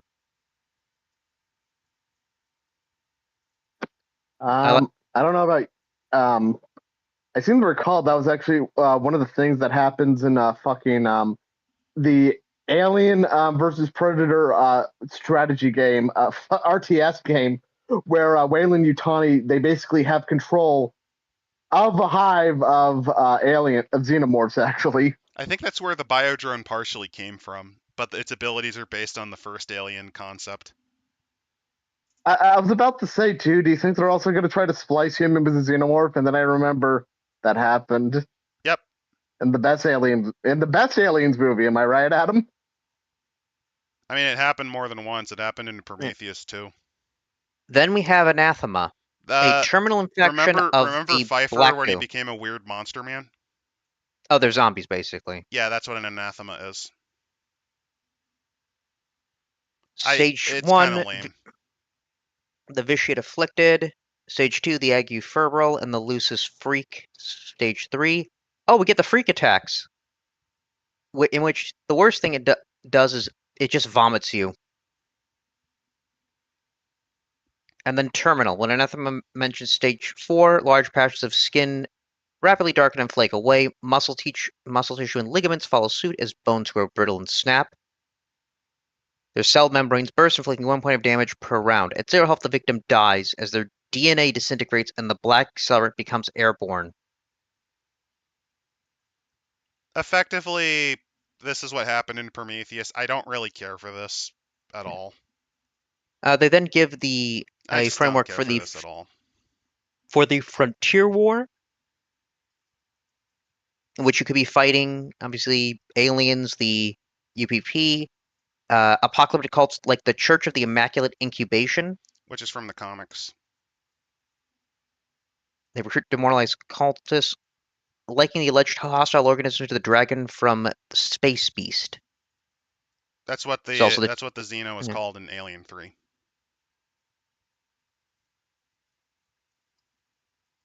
And there's truth to the rumors. The border bombers are There destroying then worlds is across the borders. I don't know if this is a reference or anything, but the Children of the Two Divines, an extremist cult that believes they are acting in the name of their dark gods, the engineers, and beings they call the destroying angels. Okay, that's a They're nod to the alien being. Okay, so this is a nod to aliens being essentially an eldritch leveler, so to speak. Whenever sentient life becomes too advanced, what happens is they inevitably run into this, and it wipes the board clean. It's a filter. It's the Great Filter. Basically, they treated the alien in that comic as the Great Filter, and humanity is getting close to hitting it. Yeah. Rudy has dreamed of destroying angels his entire life. He heard fragments of the engineer Star Teacher I songs don't and give a now shit about this engineer crap. I hated Prometheus. I hated that it But, retconned them from being weird bioorganic things grown out of chairs to fucking blue men wearing armor. This but is Adam, Yep. ass. what's the secret of the ooze? It's whatever the fuck the director wants it to be at that moment. That's what the black goo did. Oh, Arcturians also believe in the Star Teachers. Mm-hmm. They were appropriately during the Arcturian conflicts display the same style of hieroglyphs as those of Engineer Origin. Uh-huh. I don't give a shit. None of this is canon as far as I'm concerned. I Looks like don't they see give any of this shit as canon. I actually see Alien versus Predator as more canon than this shit. it looks like yeah, most of this then is just more of going in detail over all of these factions and like going into the Church of Immaculate Incubation, the Children of I mean, the that Two stuff is Divines. useful, but I would not use most of this at all. I personally did not like Prometheus because it tried to branch itself way too far from Alien as an IP, and it never fully committed to doing that. I also preferred the original Alien Engineers script, which I thought was Mm. better, if not perfect. It's not perfect, like it has a lot of stupid moments, but it's still better.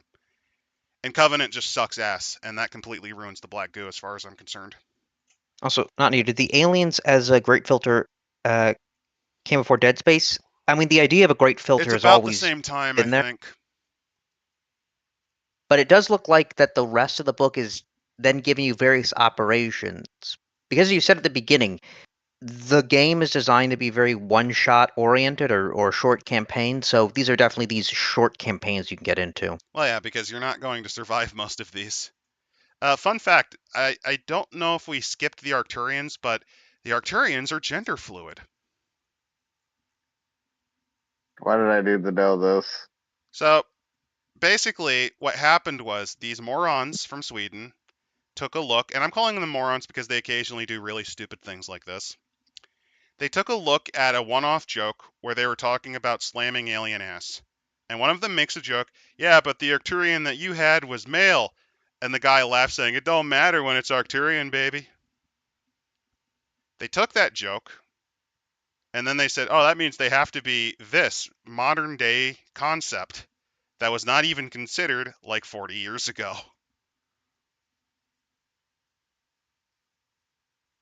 And now you know why What they happened? retconned it that way. What's wrong, Adam? Are you homophobic? Maybe. All I do know is that Good. apparently the Arcturians are like Native Americans now. I think a little bit of Avatar got thrown into it, which was to its detriment. But I will say though, with this group or with this book, it very much does flesh out Alien more so than Alien Earth will. Oh Um, hell yeah, and it gives you a lot and more detail. To give you an idea on how stupid Alien Earth is, they didn't even think about what the governments on Earth would be like because they went with the stupid, oh, corporations run everything completely. Even though Even though if you actually gave a shit about the setting, you would know that the governments still exist. They're just really weak. They're essentially puppets of the court. And on top of that, you're really going to sleep on the United Peoples Progressive Peoples. You're going to sleep on the Union of Progressive Peoples. But it's a China thing. It's a communist thing, and Alien, no. Alien is entirely about the corruption and greed of corporations. And having the communists be seen as the somewhat better guys at times is a bad idea. In a setting where hyper greed is so bad it makes them look good. But it's a dark setting. There shouldn't be any good guys, at least not in like good humanity. Humanity's just taking over by capitalism, man. And capitalism's just going to destroy us all. You know the best part is I'm showing off this SOF trooper in a lighter uniform, and I really like that old diving cosmonaut helmet vibe it has. Does this mean the xenomorph is a metaphor for capitalism? Yes, They're it the always. drones. They're Well, the drones well, working the for thing Think about about it. it Putin. is that the entire thing was the corporations were always supposed to be more dangerous than the monster. And I'm not entirely joking when I say that. Like Well, no, that as Ripley entire Yep. thing. as Ripley says, you don't see them fucking each other over for a goddamn percentage. That's more aliens than That's what I alien, was which I thinking. think is funny. This is the funniest thing of all. They're doing the criticizing capitalism thing, but then they ignore the guy that actually wrote that line. That was James Cameron. Why aren't you talking to him when you're making your Welcome to Earth series? Why are you talking to Ridley Scott? He hasn't made a good movie unabashedly since Gladiator. I like Kingdom of Heaven, but only in the director's cut, and even then, it's not a great movie. But He he made hasn't a made a very good Now, dramatic movie when you in movie like mean about 20 Gladiator, do you mean years. Gladiator 1 or Gladiator 2? he made a very dramatic movie about Napoleon crying. Yeah, he cried about getting cucked and screamed about boats. I cried butterfly tears as my skeleton revolted out of my flesh like the puppeteer's plague. And much like with most Alien products, don't watch the new stuff. Watch like Waterloo. Waterloo It is had, definitely superior. I believe, it had actual members of the Russian armed forces as actors. They did. Also, the Davidovich program. So recently, the UPP uncovered large caches of previously recalled Wayland-type David 5s and 7s in cold storage, and they've repurposed them for combat. By the way, what makes them so effective? David 5 and 7s had corrupted emotional cortexes, which made for psychopathic behavior. Oh, and then they give us actually some detail on the Church of the Immaculate Incubation. Or no, I was looking at I think the Divines, because they have something weird about how they view sexual relations. As extraterrestrial beings, they do not reproduce through normal sexual means. The Grand Seer James Rudy required all male members of the group, save himself, to be neutered as a show of faith. Conversely, the fertility of the cult's women are celebrated. Which, if they're neutered, how? That's some Mormon crazy shit. Also, this is the guy that intentionally set up his weird, creepy harem. There he is. Doesn't he look like the type of person you'd find on a wanted poster? Looks like H.R. Giger. Okay, Freeleague Publishing. Why did you choose to make H.R. Giger the weird cultist man? Is a masterful dreamer of the macabre. There you go. Why did you make H.R. Giger a sex weirdo? I mean, he was, but why did you have Yeah, to do him I'm dirty sorry. like I'm that? sorry. That's the point. Why would you do this? Because that's what he's known for, Adam. I mean, I'll give credit. That's a good reference. I actually really like it, but why would you do this?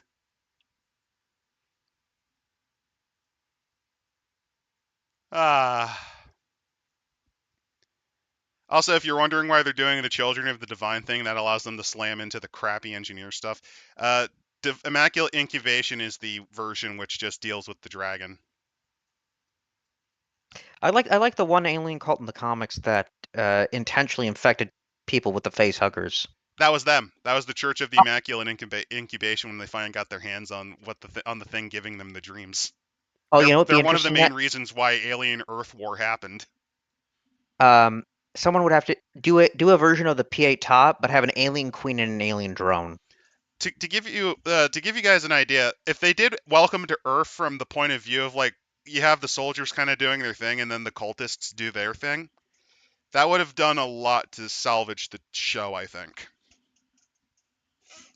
Like if you actually gave a little bit of a shit about the comics and referenced it, like just a little bit. You don't even have to go hard. You could just borrow the cult idea and have it You take mean the, place after Aliens and it would be fine. you mean the show that is more than a worthy entry in the storied Alien franchise, buoyed by mind-blowing visuals and fantastic performances, including a dynamic star-making turn from Sidney Chandler. It had to fast motion the CGI because otherwise you'd know how fake it looked. They couldn't even get the effects right. They couldn't even copy the alien isolation effects when they tried to distort the like you know how they tried to do transmissions where they would cut and make it fast forward a bit? They couldn't even do that right to drive up the nerves. They're just fucking incompetent, man. And here's the most damning thing. They actually have the notes on why Alien was such a tense movie. Why do you think Alien Isolation worked so well? They actually, before he died and after he died, they had the notes on the guy who did the lighting and setup for everything. It's Like, the lighting, setup, pacing, and the fact that the alien will fucking kill you. you want to know why the original Alien movie's so dark? So that you always feel nervous about something hiding in it, or that they might fall or get hurt. That's why they also do a lot of things like that's why machinery sometimes sounds like a heartbeat or breathing, or you'll hear noises in it that sounds like the alien screech in isolation. And that's why there's a lot of mimetic copies of the alien in the architecture. Like you'll see pipes Also, that look like its head. not you. Yeah, the PR speech is very blatant that it glows.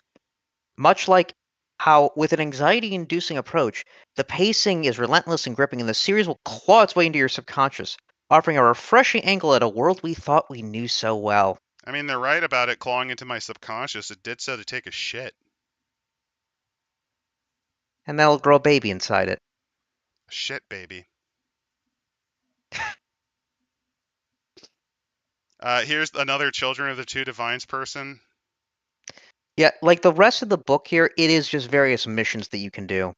It also gives you NPCs. This is more for the game mother. Uh-oh. Looks like they might cover the engineers a bit. Don't do it. Don't do it. Oh, they're They do doing it. it. They're doing it. Adam, Adam, you need to help out. His name's Ridley Scott, all right? He likes to direct movies. He made this extended world for you to explore in. Why aren't you grateful, you fucker? Oh, by the way, on page 222 or 226 in the PDF, you see the Blue Men statues as well as some of the things from the end of Prometheus. They're called the Deacon, and canonically that thing turns into a mountain. Wasn't one of them Jesus Christ? Yeah, Ridley Scott really tried as hard as he could to make one of the aliens Jesus. Why? There's Because he was there's no. obsessed with ancient aliens and the origins of life and immortality because he's old and scared of death. At least Dan Aykroyd turned his obsession to ancient aliens into a vodka product. That would actually be really funny. If, no, it would be really funny if Ridley Scott did that and also did the company cornbread. But yeah, the rest of these are missions. I'm gonna see if there's anything else we want to cover from this splat. Let's take a look. Yeah, the rest of it's missions. I don't think there's much else other than images, Yeah. so let's just very quickly kind of. I don't want to spoil everything, and again, not every one of these are pretty good, but it provides you nice maps of things that you need. SSV Glory of the Proletariat is legitimately just a Corellian freighter. It literally is a Corellian freighter. A little bulkier in the back, but other than that, the front profile is very Millennium Falcon inspired. YT 1300s. And just remember, folks, nearly 50 years after Ridley Scott introduced the xenomorph, Alien has rarely felt this alive. You really gonna do my boy James Cameron dirty like that? Look, I know he makes the Blue Man movies, which are just special effects slop busters, but He's also responsible for most of the fucking world setting, you asshole. By the way, Cinema- guys, aren't you excited for Avatar 5, The Shape of Fire, whatever the fuck it's called? I Evil don't even Navi here, remember the guys. Well, I do. Avatar movies at all. Well, I do want to say here is that the cinematography is lush, the production design sumptuous, the kills are horrifying. Alien Earth remembers that the best scares are always followed up by an uproarious gasp of laughter. You know, a Craigslist hooker actually costs more money than their dignity in writing these fucking fake ass reviews, right? Because remember an Alien where after was it Dallas is choking and a chestburster comes out and Nope, that was Kane. screaming. Kane was Kane, choking to yeah, death, screaming in agony. Blood exploded Kane, all over yeah. everyone. You know, you remember we all laughed at Lambert screaming, because she actually thought they didn't know what was going on, so it was an actual reaction. Or after Ash attempts to pseudo rape Ripley, we all laughed at the goofiness of his head. Oh, these journalists should get thrown into Hey, a vat and remember when eaten the by the robot aliens. man gave a titty twister to the black guy as he's raping that girl? What? Hilarious. If you don't remember, during Ash trying to murder Ripley with the newspaper, like the xenomorph slash penis, Parker tries to grab him. He turns slowly and clutches at at essentially his man titty and squeezes as hard as he can. He's like, ah! So he essentially gave him like a titty twister. Okay, that actually is funny. I mean, maybe if you like the what was it? Not Pod People. What was the name of that movie? Body Snatchers. Like the Body Snatcher screams from the 70s, maybe? Hmm. Because he spazzes out and makes a bunch of weird noises like them. Hey, remember when that girl said please kill me and her chest bursted open and you saw Ripley having a panic attack and they set everything on fire? That was so funny. Exactly. Ah, Hey, so remember when Drake had his face melted off by acid and he dies in an explosion and you saw and you saw Vasquez cry for him? That was hilarious. Rip roaring comedies abound in this fucking so franchise. with that, I think we know which product is better. The Colonial Marines Operation Manual is a far superior product to Alien Earth. Yeah, even at its worst, it still shows respect to stuff that I hate, like the Prometheus stuff. It's showing respect to parts of the franchise I hate, but that's the thing. It is a fan work that shows love to everything, even the shit stuff. And it references stuff that you wouldn't otherwise think about. Like, remember, that powered armor with the crazy guy injected with combat drugs? That is really a thing from the comics. It's from a 4-part where they had to clean up a space station that got infested by aliens. Hey, at least your compilation of lore wasn't made by a guy who may or may not be a young Earth creationist. Oh, was the Star Wars guy a young Earth creationist? He might be a young Earth creationist, from what I've heard, yeah. I am Well, that explains why so it's good. sorry. Well, it explains why all the species are kind of not evolving, but whatever. So all in all, I like this book. I would say that if you like playing a Colonial Marine, I would recommend it. I would say it's a low good, especially since it kind of has some of the materials of like a Chromebook. The problem is you don't really need it to run a Colonial Marine because that's a basic character you can play in the core game. So I'm saying low good to I don't know decent. if it's forgive me if it's already been covered, but what did you think of the stress mechanics for the Alien RPG, Adam? It's really good for what it does. Yeah, it It gives works you well. more benefits, but it can also absolutely fry you. The Year Zero system overall, I think, is probably one of the best rules light systems out there. It's very customizable. Its one weakness is it's not very suitable for long-term play, but for Alien, that's actually good because, well, You're gonna die. your characters are not going to be long for this world. Let's be honest. Yeah. I would say I don't know how much 470 Chromer or whatever is worth, but I would say it's at least worth a look. If it's a lot of money, you could probably wait for it on sale. I would say get it if you really like the Alien RPG. If you don't, I And for recommend the core game at least. the lore. Like there is a whole bunch of lore that we did not get into that definitely you can use for world building, if you want a Oh hell yeah! planet. Like all of the worlds Yeah. that were on there, they either came from leading edge games or they were from adopted notes, like stuff from either the comics or stuff from rejected Alien 3 scripts, because god damn it, there was a lot of them. I'm not kidding.